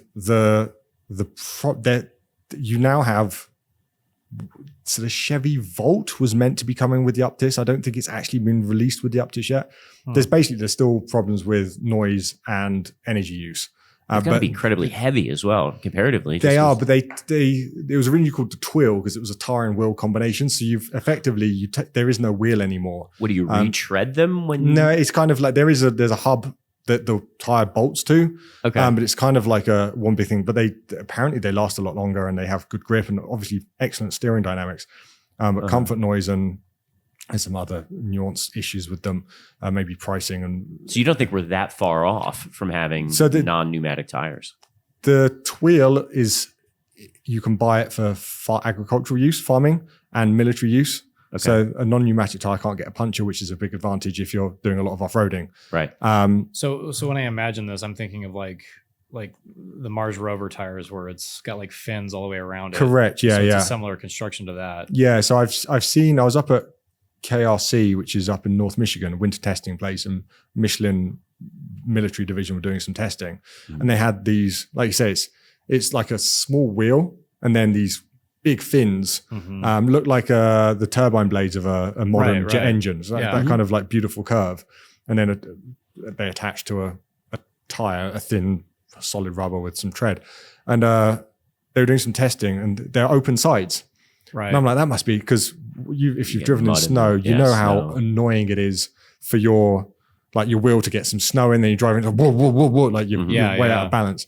I'm like, sure, why are you testing it sideless in snow? Surely when they're in production, they'll have sides on them. They're like, nah. I'm like, what do you mean no? It's like we've literally stuffed the wheels full of snow, left them outside in like minus 20 Fahrenheit overnight or in a cold room, and then driven on them. They find because the whole thing flexes, it just ejects all the snow and ice buildup. So we don't actually need size. So I thought that was really interesting. And cool. I'd be curious. That'll change the aesthetic of so many cars as well. I'm assuming the road like the performance tires that are just like 2 inches in the sidewall. I'm assuming the road application would have sidewalls, like liability of picking up a big stone and flinging it to someone else in your side fins or whatever. I don't know. How does a tire like that roll? Like as it's round. Like side to side under G load. Like as you like. Oh, you're talking, Like as the tire rolls over. They're very stiff. Well, I guess this is one of the things they're trying to engineer, both like progressive steering and good comfort levels, because you can make the fins really stiff, so you have like really good steering response, but then your NVH, your noise, vibration, harshness is out there. So you're saying it's a circle. I see what you're saying. Yeah. Yeah. This way. Yeah. But the proof to me is I know that as soon as a tire manufacturer has a pneumatic tire replacement with a non-pneumatic tire, they will invite me to drive it. And the only people they've invited to drive these so far have been non-tire testers, which makes me think they're not quite there. Because if they were there, they would want a tire tester to like verify that, instead of like someone with a YouTube channel who's just talking about a cool invention. They are super cool, and I'm looking forward to them appearing because they will have certain benefits. But I don't really know if we'll ever see the end of the big rubber balloon we're rolling around on. Right. They're just so great. Yeah. Apart from fresh tire pressures. That's same with, I think, combustion engine. We're not going to get rid of combustion engines. We'll end up eventually on sustainable fuel. Yeah. That's good for the environment. And then we can still have loud noises and all of that visceral experience. Isn't Le Mans running on like synthetic fuel now? I know there's a race series in Europe or maybe here that's Carrera Cup has been doing some stuff. Yeah. I think Formula One is going fully sustainable in 2026. Excellent. Don't quote me on that. I know that the octane is like 87 or 89. Like they're running on like pump fuel basically is what they're getting out of them. But again, 50, 60% of the energy out of it, whereas we're getting like 20, 30% or something. Yeah. NASCAR runs on plant-based fuel. Amazing. On 100% ethanol. Or no, IndyCar does. I don't know what NASCAR does. IndyCar runs on. So it's there. It's like, cost. There's, I think that it's market size, it's cost to get it to market, it's all that. As much as racing and performance cars seem like a waste, they're not at all. So many efficiencies in our road cars were developed in racing. Yeah, it's right. It's like not a complete program. waste. It's R&D that other companies aren't going to do. Like that's our cars are so much more efficient because of racing, because of motorsport. You think about the infrastructure of if things go to synthetic fuel versus, supercharged stations for Teslas, like that infrastructure already exists. They don't have to build it. It's just it's a fuel change. And if the combustion engines that exist already can already burn it, then I mean, if you were starting from scratch, if you were inventing the vehicle today and had the opportunity of the two, like you would be silly to not go down the electric route because it comes in wires and you can charge it at home and you don't have to dig it out of the ground and things like that. Right. But we're not starting from scratch. We have, like you said, the infrastructure around the world, and like Europe, US, like we have the ability to put up Tesla superchargers. There's large parts of the world that they're never going to see a big supercharger network. Right. Or not, at least not in my lifetime. Yeah. So internal combustion is going to be around for hopefully a long time. I hope so. It's awesome. Yeah. It sounds cool. Yeah. You don't really think about like more of the rural areas or like places that are way out there. Like that would be tough. Yeah. It's all electric. I would have an EV car as a family car in the UK here, because we like road trip down to Zion for the weekend. And you need a second vehicle if you're, I think most people that I know with an EV either have a lifestyle where they don't take long trips or they have a second vehicle. They have the truck, they have the kind of whatever. You have to be really dedicated to be an EV only person and like do interstate driving. Like you can do it, especially with superchargers, but it's perhaps not the quickest. Yeah. Any other tire technologies you're excited about? I wish there's some tires coming. There's some tires coming this year that I'm excited about. That I know are coming, and I think they'll be well received by the market. There's some tire lines that have needed a refresh for a long time that are coming, but there's no, as far as I'm aware, no one's really about to break through with anything that is going to be like a game changer. We're getting to the point now where like with almost everything in the world, the technology is now so mature. We're almost at peak of what we can do with current physics and chemical engineering. And I know a lot of the tire companies have the ability to make a better performance tire. So like, I don't know what you run on your cars, but something like a Michelin Pilot Sport 4S, which is regarded as one of the very best ultra high performance, max performance summer tires, it's overdue a replacement. And as far as I know, there's no replacement for that tire coming this year. But I know Michelin can hit their targets for improvements in the lab and in small batches. But when these tire companies are trying to industrialize it across plants across the world to make hundreds of thousands of these, they're coming into problems where they really need to spend a lot of money updating machinery. So things like you can create stickier compounds that work better in conditions in small batches, no problem. But when you're using a massive industrial machine to roll it, the compound will stick to the rollers. And all of a sudden, like you have to buy new rollers, or you have to change the way you're rolling out the compound to actually be able to produce this compound. So I don't think there's any like massive wins coming anytime soon, but just like small incremental updates. I'm looking forward to when Michelin do finally publicly announce the replacement to the 4S in aftermarket. I was going to say they've been running the Cup 2 and the 4S for a long time. Yeah. Like I think everyone, not even in the industry, you don't need to be a tire expert to know like the Cup 2 and the 4S has been around longer than average. I think they're both coming up to around 8 years, and previously the cycle was around 4 years. And I know a brand like Michelin will always want to make a splash when the next one comes. So they don't want to bring the 5S or whatever they call it, S5, I think they might be calling it. They don't want to bring that out and just have like a 1% here or 2% here. Like this is a significant step forward. And like I was saying while you were out of the room, like tire manufacturers can now make these fairly significant updates in development and small batches. But when it's going to the industrialization, they're finding they like the compound sticking to the rollers when they're rolling out the compound, and the machinery isn't mixing properly. So they have to upgrade all the mixers and things like that. And these things are massive multi-million-dollar machines that are spread out across the globe because they have factories everywhere. It's expensive. It's really expensive making tires. Like just a mold for like one tire line and one size, they can be $100,000. Have you seen a significant evolution in tires just in the time that you've been doing your reviews? Yeah, I think the biggest evolution I've seen is perhaps you call it the all-weather segment. It's like the Michelin Cross Climate 2. That segment that emerged from almost nothing when I started, really didn't exist. That kind of all-weather tire was just a winter tire with a name on the side that wasn't really. So they have been, with compounding especially, compounding and tread pattern. I think what the Michelin Cross Climate did with that V-shaped tread pattern that everyone now knows is they worked out if you can make quite a stiff tread pattern, you can use a softer compound.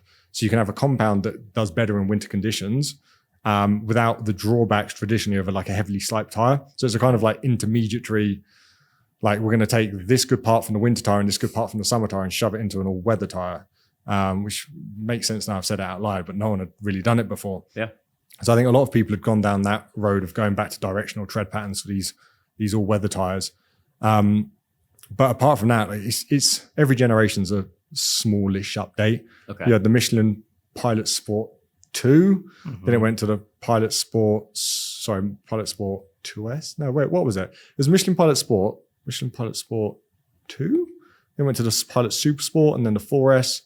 I forgot about the Super Sport. Yeah, which was a cool name. I don't know why they went back to the numbering system. Yeah. And then Goodyear took the Super Sport name, which I don't know how they did that legally, but they did it. Ask for forgiveness. Not for permission. So it's more incremental. It has more been of a slow evolution. Yeah, Continental made a pretty good wet step forward with the Sport Contact 7 and their latest generation of compounds. But like I said, they had to basically re-industrialize a lot of their plants that were making these tires to give them the ability, because they were finding the compound was sticking to the rollers. So they were making this lovely sticky compound that was excellent wet grip, and then they were shoving it through the rollers, and it was impossible to roll. What made me think about it was sometime in the past 6 months, there was a Carrera GT that lapped the Nürburgring in whatever it was, 7 minutes, 45 seconds. On the new tires. In 2004, Right. and then they just put new tires on, and it was 18 seconds faster or something. That was the only real. Obviously, there's a ton of variables. I'm sure parts have been resurfaced, but so that's the Cup 2R effect. Yeah. And the Cup 2R was made to do a lap of the Nürburgring as quickly as possible to give whoever was fitting that tire to their vehicle. Is that the tire that was on the Carrera GT? Yeah. Okay. Yeah. Yeah. It was Cup 2R. So and when the Carrera GT was initially launched, it was probably a Super Sport or something I think the Carrera GT came with the original Cups. Is it? I know with the M3 CSL you had the Cups Plus, and you had to sign a waiver saying you're probably going to die if you try and drive this in the wet, because they were really bad in the wet. So the Cup 2 brought a lot more street ability to that segment of tire. They've gone to a 240 tread wear now. It might not be the fastest track tire in the world, but what it does bring is blends that you can use it on the road and not die. The Cup 2R takes it a step further, and it's okay, we're going to care less about wet. We're starting with this tiny tread depth to make it barely legal. Yeah. We're putting it is literally a motorsport compound. I know tire companies like to say, "Oh, we learn from motorsport and we put it into our road tires." And reality is not so much. The Cup 2 compound is from a motorsport. The Cup 2R compound is from a motorsport project, so it's a genuine motorsport compound, and it's fucking fast. But for a lap or two of the Nürburgring. But it's if you're Porsche and you've got your GT3 RS and you've gone from your 997 to your 991, and then you're trying to do your 991.2 facelift as a 3RS. I don't know if they did one, so correct me if I'm wrong. But your car has to get faster every time. But they're not getting any more power out of that engine. Right. They're not moving the engine into a better place. No offense, it should be in the middle. They never will. No, exactly. They don't move the engine, they move the axle. Yeah, exactly. Yeah. But nor should they. It's a rear engine car, right? The suspension technology isn't moving on, but they can't release a car that's the same time around the Nürburgring. This is Porsche. Yeah. Did the Carrera GT beat the 991 time? No. It was still slower? I would be surprised. No, yeah.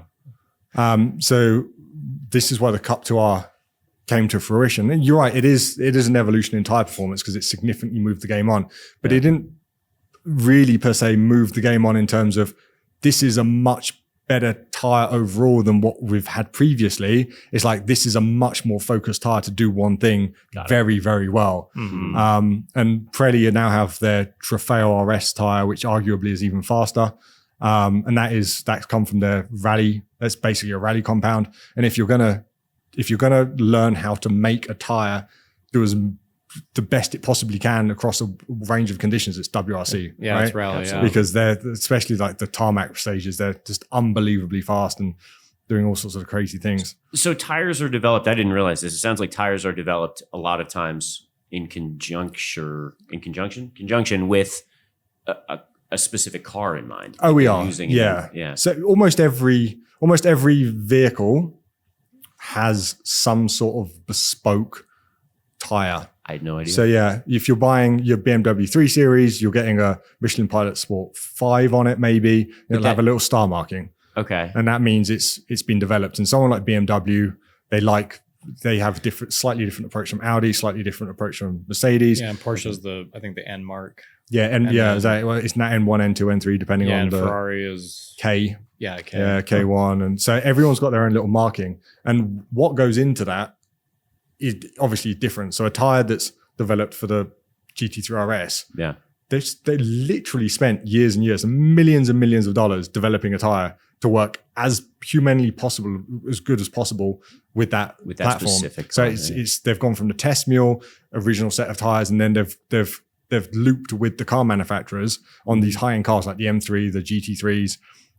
They're putting a huge amount of work to get this tire exactly where the Porsche test drivers and the Michelin test drivers are happy. On your Toyota Camry, you might have a slightly bespoke tire, but it's probably tuned for rolling resistance and noise rather than anything else. And then you have the aftermarket. So you have the Cup 2 NO, N1 or whatever, will come with the GT3, and that will be quite a different tire from the aftermarket tire, because the aftermarket tire generally has to try and work with any vehicle it's fitted with. And then they don't have the OE demands of someone like Porsche saying, we want this lap time around the Nürburgring. So that's your focus. If you have to sacrifice wet grip, if you have to sacrifice comfort, we don't really care. Just get it. I mean, they do care to a point, but like plot one. So there's a sizable difference between, say, the NO tire for a Cup 2 NO for the 911 versus just a Cup 2. Yeah, especially in Cup 2, and also like the 4S. The 4S for like an M3 or a 911 is multi-compound. Generally, they kind of have 4 strips of compound, and they have a couple of Cup 2 strips for like dry grip. Then they have a really high silica shoulder and things like that. Whereas the aftermarket is generally just dual compound. It'll have the inner shoulder will be silica for wet grip, and then the outer is like a slightly better heat resistant compound. So they are. I find it frustrating that they call them the same names. I was going to say, because they're not the same tires. A lot of the times I always thought it was just a marketing gimmick. Like, it's the same tire, but this is the Porsche one. No, and it's especially Porsche. Porsche are one of the only car manufacturers. I hate loving Porsche. Like when I first started Automotive, it was when like Chris Harris and Evo were like everything Porsche.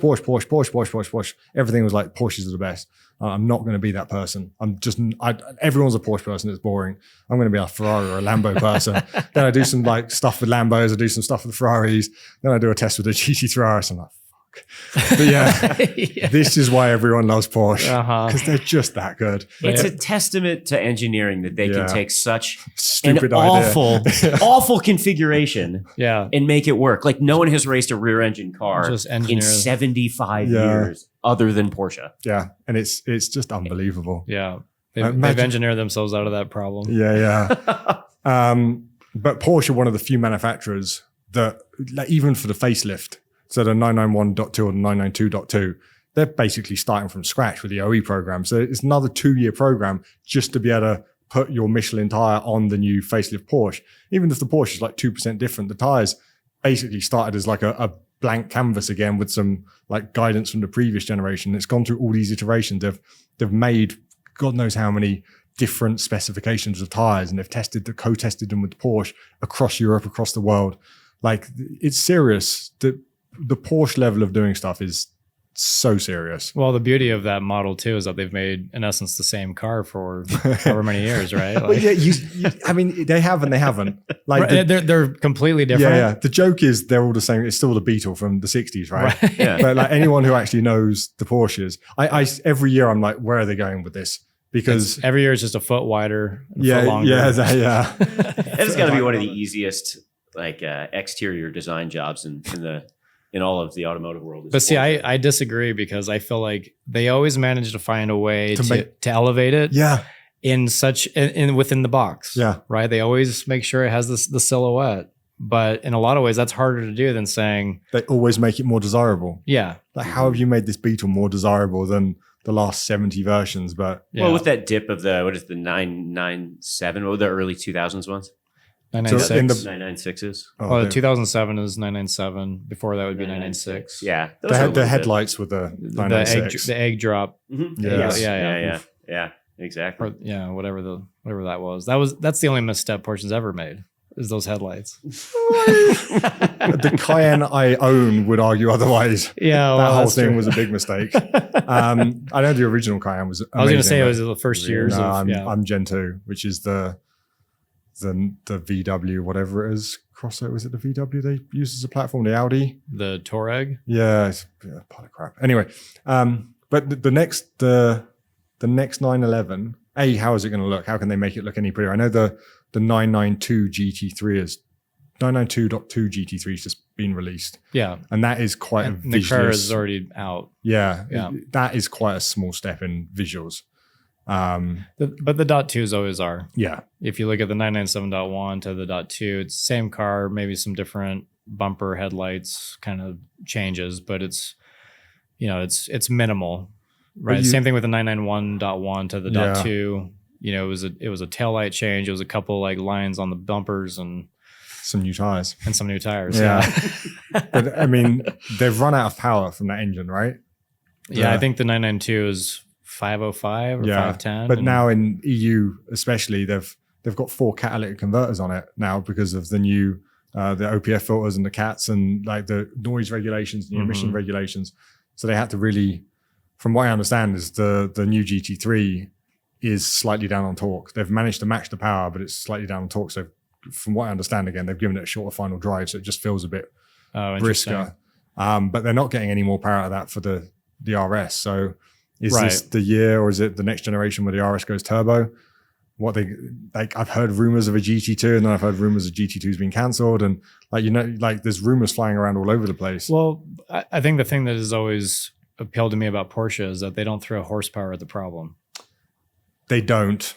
Not that they haven't had. I mean, if you look at a 996 GT3, it has less power than a 992 GT3, but it's more about the driving experience holistically than it is.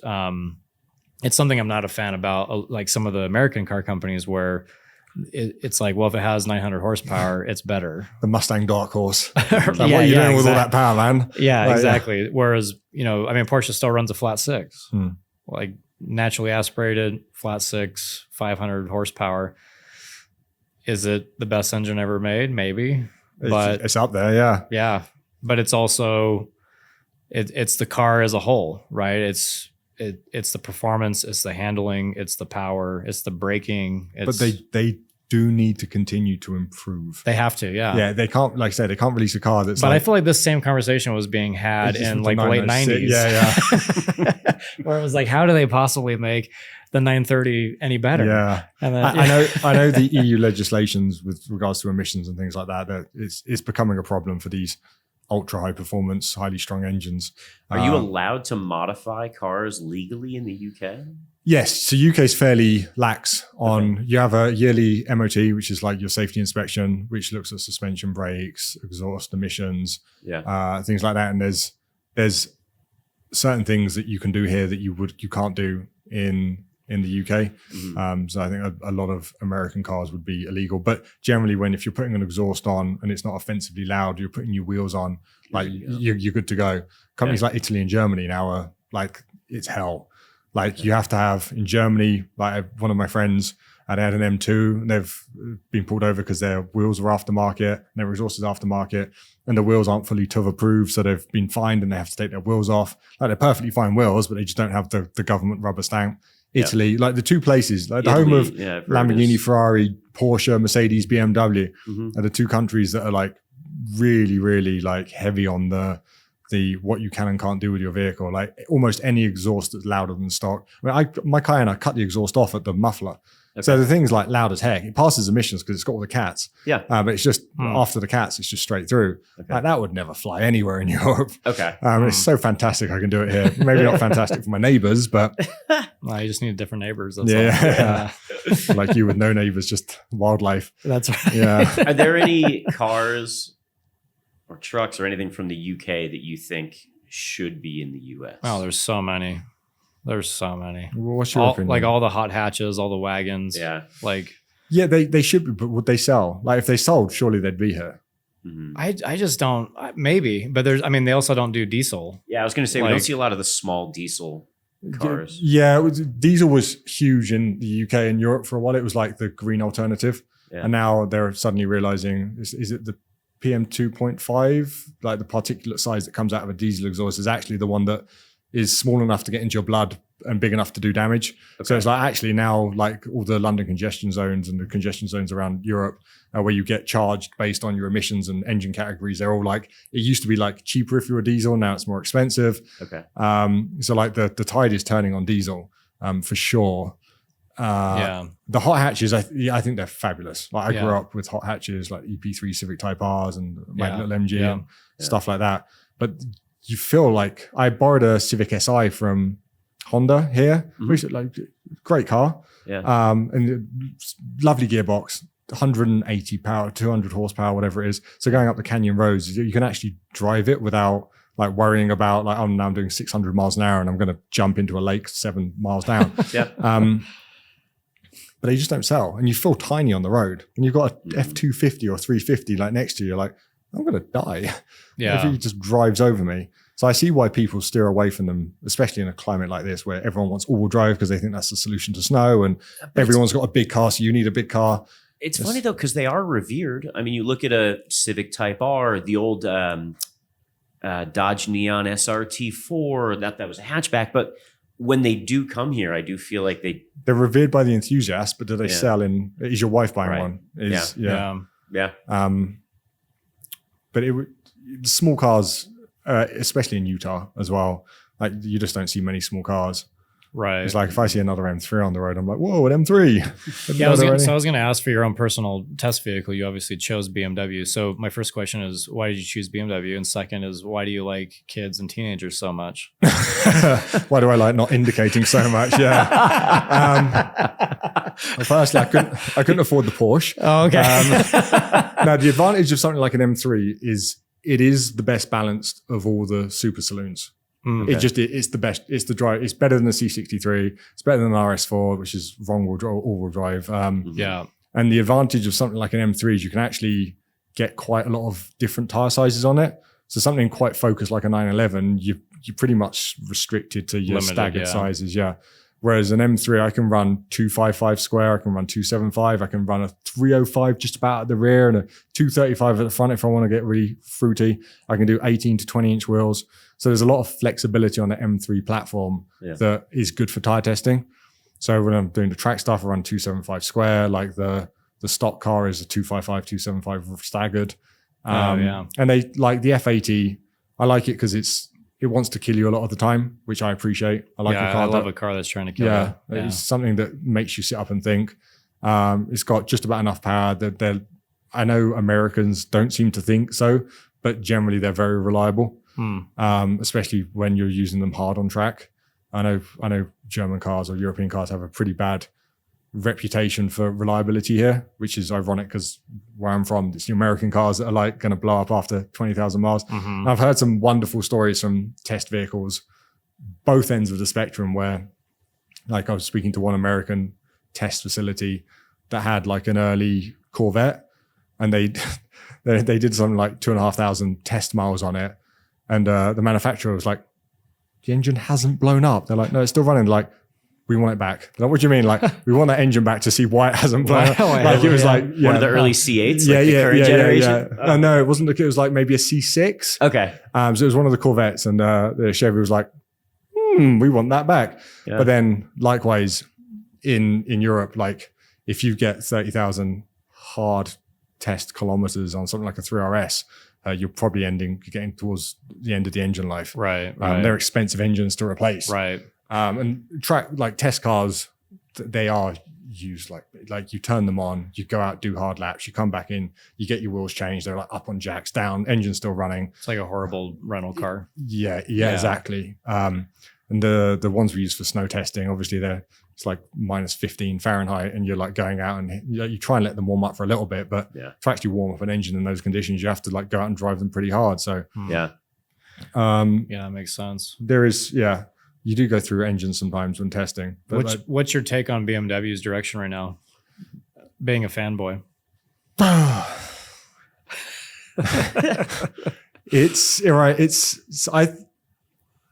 I think every time BMW do something slightly different, everyone hates on them. Like when the Chris, I mean, that's everything with everyone. Yeah, and people don't like change, right? Yeah. And is it Chris Bangle, he did the E65 series, the curvy one. Everyone's like, this is horrible, I hate it. And I when I first got, I was like, I quite like that. And then everyone got used to it and really liked that design direction. And then the S series was pretty, in terms of the M3 was fine. Like there wasn't anything too like drastic about that. Obviously the G series came with the big beaver teeth, right? Which I think looked better in the UK because you have to put a number plate on the front, so you get like that kind of break of the two kidneys. So it almost looks like 4, whereas here you don't have to do that. Yeah. I appreciated that it was easy to identify. Yeah, and I think right. Seriously, one of my theories about why the front of the car was they decided to make it so easy to identify was at some point, maybe when that came out, it seemed closer than it was, but self-driving cars would be a thing, or cars that you can like recall to yourself would be a thing that would drive to you. And then you're looking, because how often do you look at the front of your car in normal use? Very rarely. But actually, if your car's driving itself to you, then all of a sudden the front is a much bigger feature. So I was like, I wonder if that's why they've done it. But maybe it was just like a statement. Their new stuff, like the did you see the quote from the BMW guy a couple of days ago talking about how he's learned how not to release the weight of their new hybrid cars in advance because of the M5? Like, you must have seen all the memes about the M5. Yeah. I didn't see the quote though. But. Yeah. So when they released the weight of the M5 pretty early on, and it weighs as much of a moon, and it was like 7,000 pounds or 5,000. I don't know what it is in made up units, but it was like 2,800 kilos.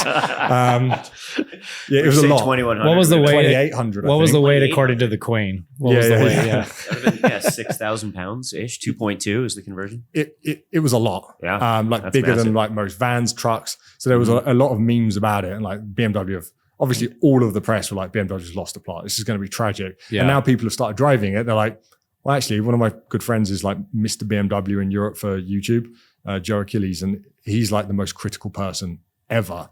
Yeah. And he drove it, and he was like, you don't really notice the weight. They've done such a good job. Obviously, the weight's there. You can't get away with weight, but you can engineer dynamics so you don't really notice it unless you're doing lap times. And he says it's a great car. I'm not convinced on the look of the new design language and things like the XM. Like the price of everything's just got ridiculous. Yeah, like Audi have you seen the Audi RS6 Advanced, like the Celebration, the Run Out edition? It's basically the RS6 in like a cool like retro livery. Okay, they're selling it for like £160,000, so like $200,000 is the list for an RS6. That's crazy. It's nuts. Like everything's just going up and up and up. You know, it is a good deal. An MX-5. Yes. There it is. Gosh. It is a good deal. I don't fit in them, sadly, as I've learned. Oh, really? Are they not? I'm just a bit too tall to get under the one I was just testing with the other week. Yeah. Like my hands are brushing, my knees when I'm steering, even with everything back, and my head's a little bit like this. Okay. So one could argue that the race car MX-5 is not a good deal because you're going to spend $130,000 for it.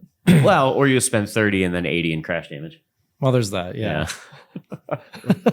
Yeah. That's a big crash if you've written it off 3 times. Yeah. Right. Wow. What did you take out with you? Yeah. So you don't fit in the MX-5? Not the new standard one. Not very well. Like, it's drivable, but it's too small I'm like 6'3.5", so it's just a little bit too tight for someone my height. A great car. I'm sure a race car version. I don't think I've ever driven a race car version when you've got the seat on the floor and stuff would be absolutely fine.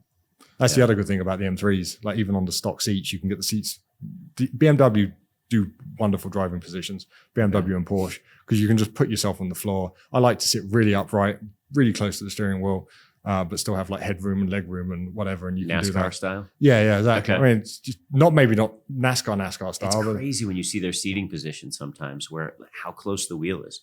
I remember Ralph Schumacher talking about it in an F1 show.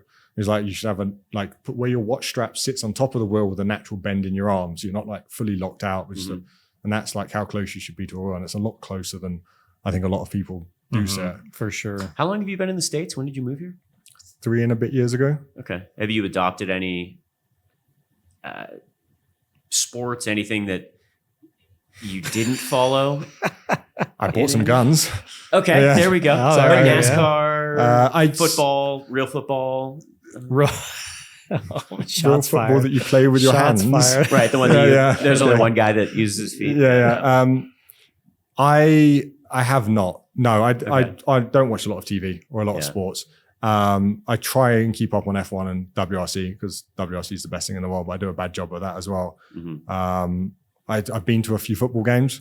I went to watch the Longhorns in Texas, which was an amazing experience. I loved it. Absolutely, like the size of the stadium and the theater of the event. And once I got my head around all the stopping and starting and the rules, I really enjoyed it.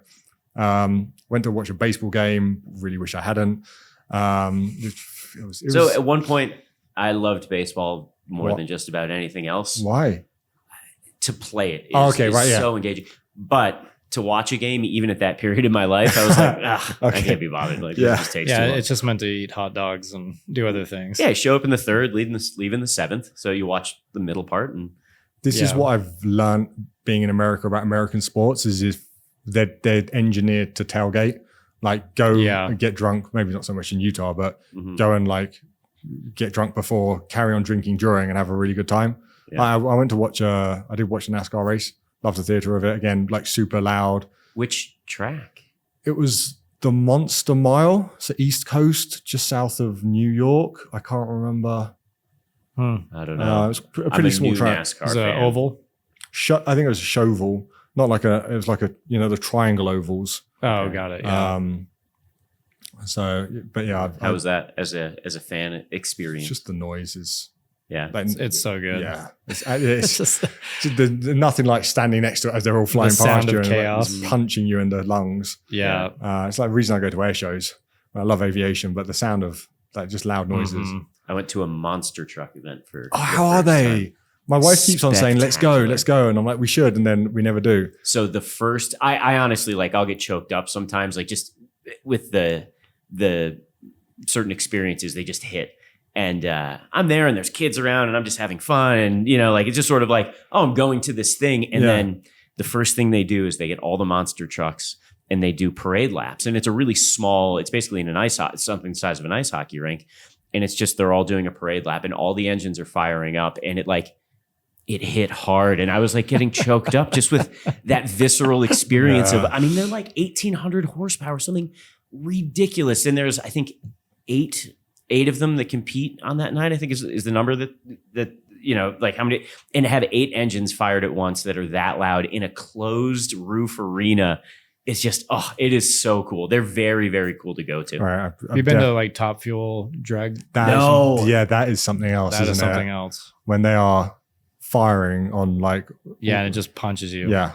The engines are welding themselves together in the 3 seconds they run. Who has the money to do this Top Fuel stuff? Just do one run and you need a new engine. Toast. Yeah. Everything there. I can't remember. I read a figure. It's like over $10,000 a run easily. Oh, I'm sure it's more than that. But like, I don't get where the money's coming from. It's either some very rich, passionate people or there's some like dodgy business stuff going on. Yeah. Have you done any testing with drag radials? No, I haven't yet. No. You do have a video. You have a video about. Not drag radio. No, that wasn't me. I do want to make a video. So I've spoke to the NHRA about making a video about crinkle tires. But I think I spoke to you about it. I want to rent like a really good slow-mo camera to get some really sexy footage of it like crinkling down. So you posted on Instagram asking that. That's what it is. That's cost prohibitive for me because renting one of those cameras for like a week you'd need it is like $10,000. Yeah. I never earned that back. Yeah, like a high frame rate Phantom or something. Yeah, they're pricey and they're pretty specialty cameras that hard to use. Yeah. Hard to use. You also have to like overlight it, right? Because it stops down so hard. And then if you're not shooting in the middle of the day, then you have to have so much light blasting at the subject to even expose it. And that was my plan, to get something that would just about be good at peak Vegas light in the middle of the day. And then they were they're allowing me to get into they said I can do it, get into the press booths and get like some really close footage of the tires crinkling down. And Goodyear make a lot of those tires, and they're happy to work with me on it. But they say it's getting the time to do it. And drag racing is taking one little tiny bit of motorsports to the absolute extreme, isn't it? You just go as fast as you can in a straight line. It's for a not short period for of time. me, but I appreciate the money and time and energy people put into making these what start out as fairly ordinary cars go as quick as possible. Mm-hmm. It's pretty frustrating when like a Tesla Model 3 Plaid turns up and like ruins everyone. Off of everything. But I've never really understood how those cars put the power down. The Plaids. Yeah, because the tires aren't that big, right? I don't know what there must be 275, 285. I mean, they're definitely like it feels like there's not enough contact patch for that amount of torque. Yeah, a lot of torque, a lot of clever electronics computing will slip very quickly, mediating that or moderating that. Sorry. Yeah. But it's obviously, I mean, you talked about kind of the all-terrain stuff or all-season. Sorry. Yeah. Huge market, obviously, because someone wants to buy a set of tires for their car and have it last, years and work year round. Do you, in your experience, like I tell my wife, like every winter we swap to winter tires, and then every summer we go back to, summer tires. But do you feel like the all seasons are good enough to not do that?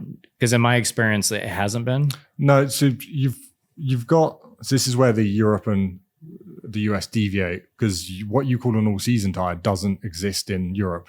So that kind of like, it's not a 3-peak mounted snowflake marked, which is a certification saying it has a certain amount of snow traction above a reference. So we don't have that. Our all-season tires are what you are now calling all-weather. So it's a 3-peak marked tire. And I've just published a test actually on all-weather tires, and they are getting better. And I think for a climate like Utah, they're a pretty good year-round solution for like an SUV or something. You wouldn't put them on your Porsche, because obviously the negative or the offset you get for increased snow performance or the target conflict is generally dry and wet performance and tread pattern stiffness. You need edges for snow. You need a soft compound that works well in winter. None of that does well in the summer. But the technology's getting the good versions of the tires. So you've got like the Michelin Cross Climate 2, which I actually use as a winter tire on my family car now, because where I live in the valley, like this year we've had like maybe 3 or 4 days of snow down on the ground. Yeah. So it's significantly better than an all-season tire in those conditions.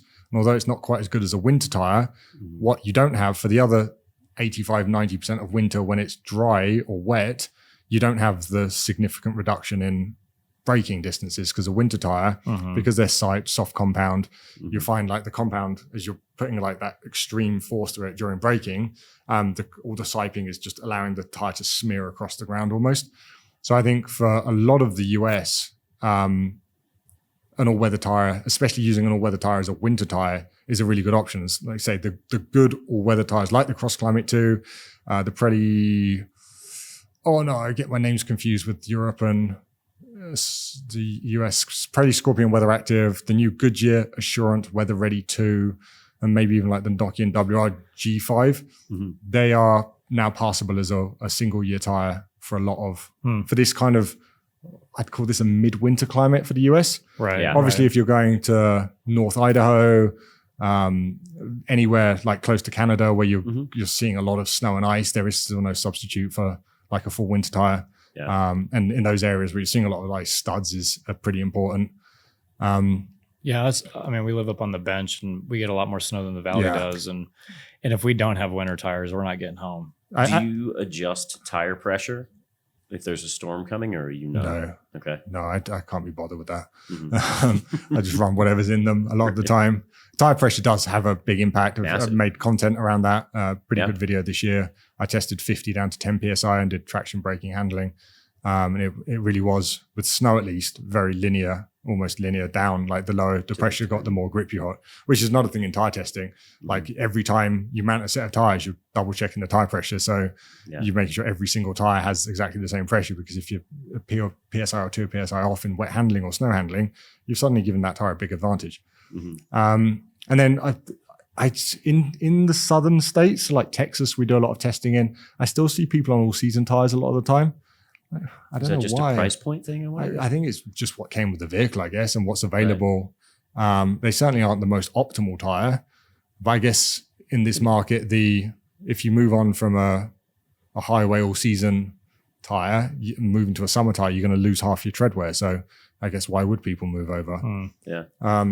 I think maybe if you want to try it one year, putting a good all weather tire on, you would probably find yourself still getting home where you live, but you wouldn't have the negative on the interstates when you're doing road trips or just down in the city. Dry asphalt. Yeah. So it's an evolving segment. Do they do pretty well in like the colder temperatures in terms of the rubber compound? Yeah. They're all pretty good. Certainly the weather we get here would be no issue for any of them. Nice. Like I say, I use an all-weather tire as a winter tire in the family vehicles. As that balance, because I don't live on the bench, but we do go up the canyons fairly often, and we get caught in snow when going up to Idaho and stuff like that. And it's more than enough. And you'll find you're competing against people on all-season tires, worn all-season tires, worn cheap all-season tires a lot of the time anyway. So if you're on the interstate in the snow and you slam on your brakes, you're more worried about someone from behind you hitting you, not being able to stop. If you're on a decent tire. When you guys do the tire testing, this is a nerd question, do you guys use like an air dryer or nitrogen or something that makes the tire more consistent, or do you want just real world? Just air. But what you'll find even with nitrogen is it will fluctuate throughout the test. So we just make sure that your starting point is exactly the same. Please don't put this on camera as I'm awkwardly taking off my sweater. It's a reveal of your livery brand T-shirt. I thought I'd make the effort. Yeah, that's awesome. Okay, what do you have the I'm the only non-fanboy here. Representing. As long as you set the pressures at the start of you going out. Yeah, each session. So what happens is you've got you'll start with your control, the pressure will be set. And then as you're on that set, they're checking pressures of the next set. So when you come in, they just whip them on, and the pressures are all set. And then you just kind of do that in a rotation. Gotcha. And then once you've done the stuff that heats the tires, like handling, the tires are generally dead anyway. So, not dead, but unsuitable for further testing because it doesn't represent real world tread wear. You're a tire tester. Obviously, it's something that you care tremendously about. Does that bleed over into anything else when you're shopping for a stroller? You're at a hockey game watching the Zamboni. Are you shopping carts at the grocery store? No, not even that. Like when I was a kid, my parents they call me fiddle fingers because I take up everything apart and work out how it worked. And that kind of evolved as I was an early teenager into working out what works and what works best. So like my fascination has always been like, I've got these things, which is working best and why. And that's with everything in life. Like I'm a nightmare for they say shopping for anything. I'm like reading user reviews. I'm like trying to work things out, looking at spec sheets, stuff like that. I was a web developer for a while. I cut my teeth. I used to write, I don't know how much you know about coding, but you can do like a while loop or a for loop, and you can do different ways of assigning variables. And I'd always try and work out which was the fastest and most efficient. So like the fact I got into tires, it was, I guess, probably natural that I was going to want to know why and what was best and how it was best. And I still do it in pretty much every aspect of my life. Okay. It's like my wife's like, oh, we need one of these things. We need to do dishwasher. I'm like, frick. I've got to spend 3 weeks of my life researching everything about dishwashers and that kind of thing. So before we go, give us the rundown on how people find you, your different channels, and if they want to learn more about tires and nerd out with you, then what do they do? Tyre Reviews.com or Tyre Reviews on YouTube, spelled with a Y. I do have the American spelling as well for the website. TIRE-reviews.com. Tyre Reviews on Instagram. There's very few people doing tire review stuff. So if you're generally looking for tire information, you'll find me. Reddit, we've got a subreddit, which is probably the best place to do Q&As because there's a group of good nerdy people there that are answering questions, and myself. I tend to, like I say, fall behind on the Instagram DMs and the emails and stuff like that, just because of the volume. It's not like a massive amount of volume, but it's still like if you want to answer people properly, it's significant. So I focus more on places like Reddit, where it will benefit other people in the future because it will get indexed by Google. So if someone has the same question, they'll be able to find it there. Awesome. Before we go, what tires do you have on your cars? Let me rate your tires. Okay. Ooh. Who goes first? I don't know. I think BF Goodrich AT okay. something. I have the Silverado out there. Like a KO2 or something. Something like that. Yeah. I've been happy with them. Yeah, good in snow. Good in snow and dry. Yeah, my truck in 4-wheel is great. Open diff in 2-wheel, which is really, really annoying because I like to just leave it in 2-wheel and kind of have some fun. And generally because it's fine. Yeah. Yeah, happy with the tires. Wait, Never really reviewed. Do you live high up or? No, I live down in the valley. Oh, yeah, you're quite close to me actually, aren't you? I'm South Salt Lake. I'm Taylorsville. Oh yeah, so we're close. I've got Blizzaks on the Subaru right now.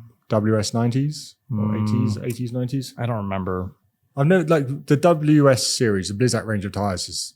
Tyre Rack have done a little bit of testing of them because they don't exist in Europe. I don't actually know a lot about them other than a lot of people love them online. Yeah. So I imagine they're solid in the snow.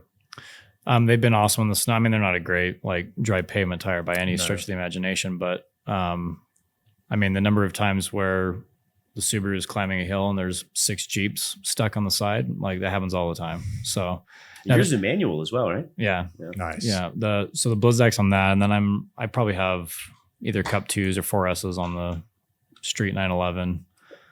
I don't know what's on there now. Probably 4S's. And then, which it's an old tire, right? The 4S's It's have been still the current generation. right. That is still the tire. They did so Manthey just homologated the S sort of, it went Pilot Sport 2, Pilot Super Sport, Pilot Sport 4S, and now Pilot Sport S5, just because someone in Michelin marketing liked to really change things every single time. Although there isn't any aftermarket, so there isn't like an aftermarket version of the S5, but there is some new OE fitments. And Manthey just worked with Porsche and Michelin, or Manthey is Porsche now, isn't it? Yeah. They now have an S5 fitment for the GT3 and GT3 RS. And they just call it a wet weather track tire. They're like, extend your track day season at the Nürburgring, put this more wet focused tire on. Interesting. Yeah. But for your vehicle, the Forest is still the only homologated tire you'll get. Yeah. And I know, like when I got into racing and actually got a factory race car and was, coming out to the track, that need to have like every ounce of performance on the street just completely left my body. I don't know what happened, but like my street car used to have to do everything, and it had to be the fastest thing on the road and like most And then as soon as I had like a race car, then I was fine running just a base S and funny story. 4S tires. I said base S. It's like running a base 911. Sorry.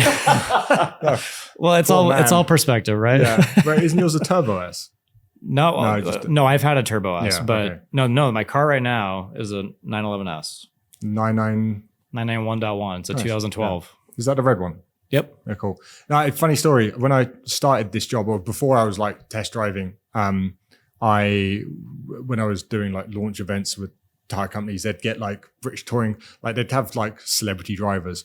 And I remember these were my heroes. I grew up watching British touring cars and WRC. So to meet some of them was like amazing. Mm-hmm. And like, so what car do you drive? And they're like, I've come here in like my SUV, or I guess back then it was like your station wagon.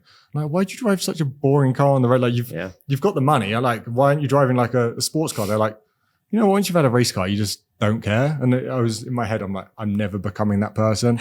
And now I drive around in a Kia Sorento. I came here in a Kia Sorento. I mean, of all the things, like all the trash you could turn up in. But like you said, once you do some serious stuff on track, once you've tasted the sweet nectar, it's like, I mean, racing a GT3 Cup. I mean, it's in essence an RS that's on.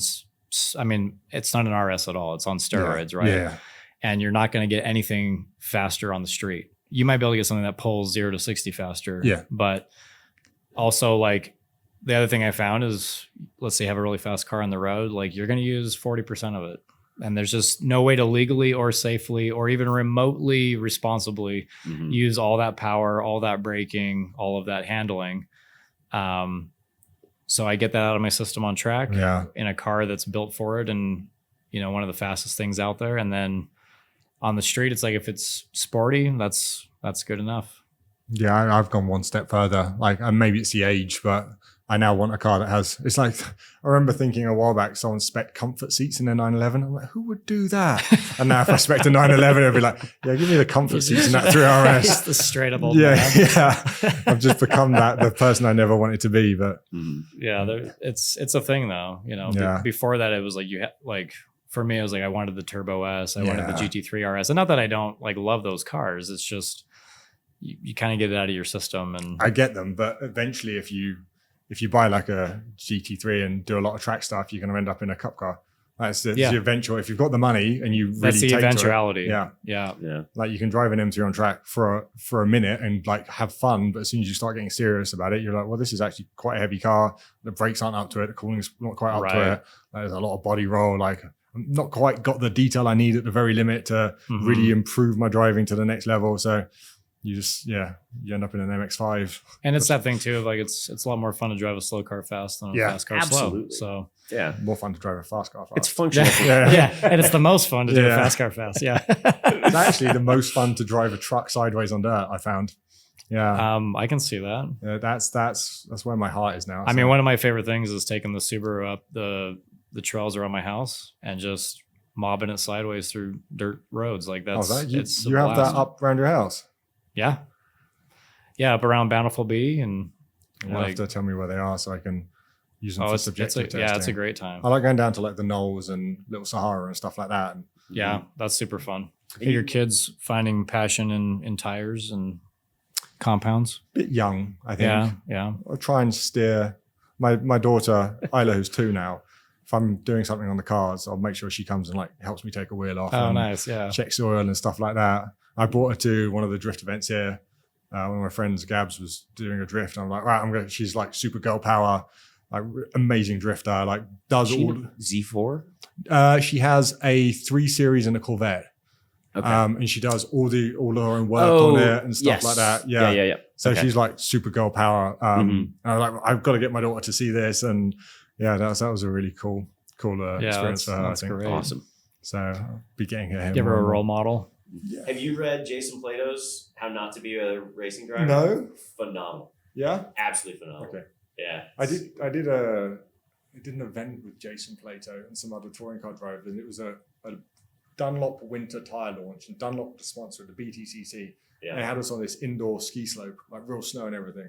They were doing some demos, like driving up it on the different categories of tires. Yeah. And then at the end, they were giving us like these sleds to like have races down in. And I remember they had like these little, like the little levers you'd pull up, toboggans you call them, or sleds. I don't know what you call them.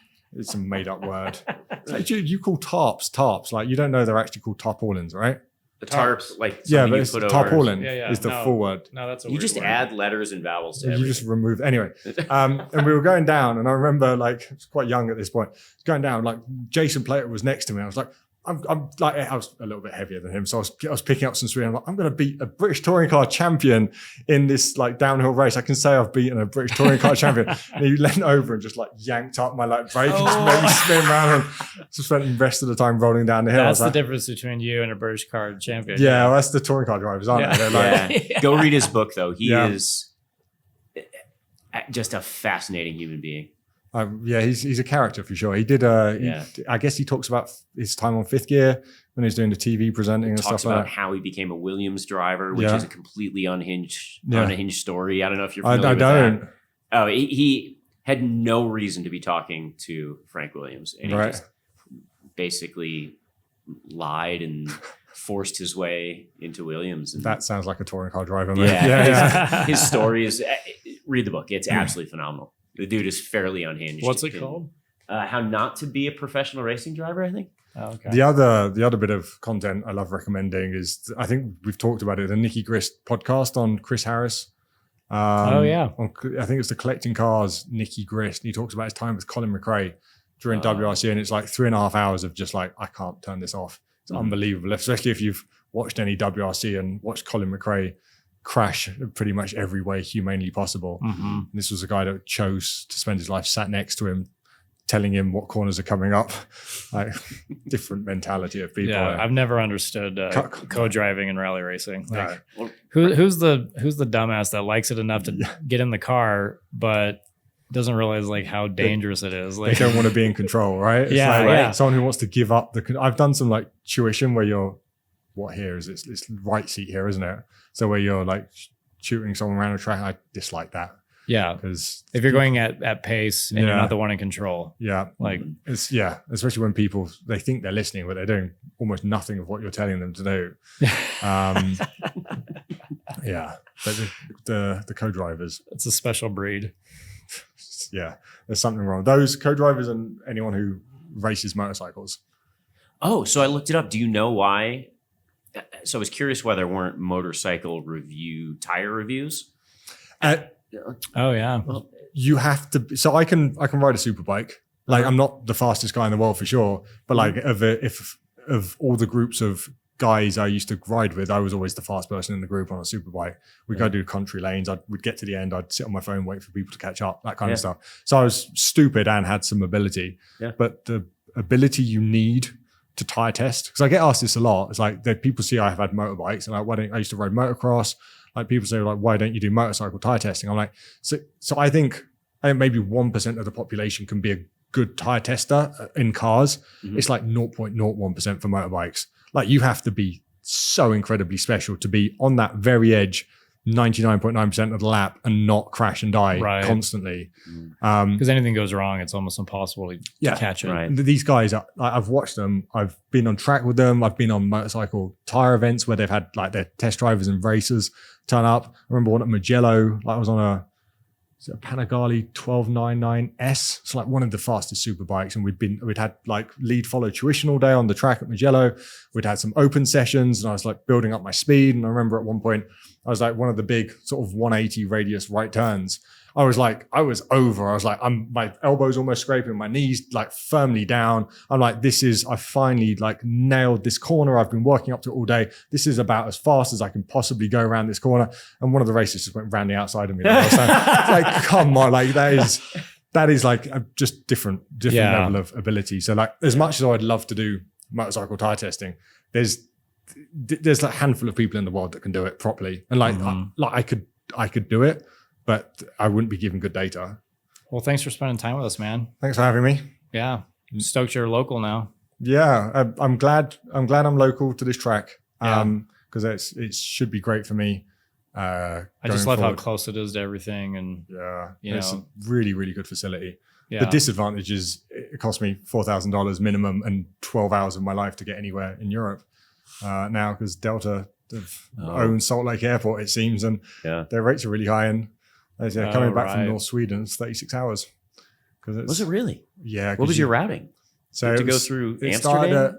So it was 2-hour drive to Luleå, then down to Stockholm, where I had a 12-hour layover. And then it was Amsterdam, and then it was London, then it was Atlanta, then it was Salt Lake. So you hit most of the Delta hubs. So, it was a rough one, but got home in the end.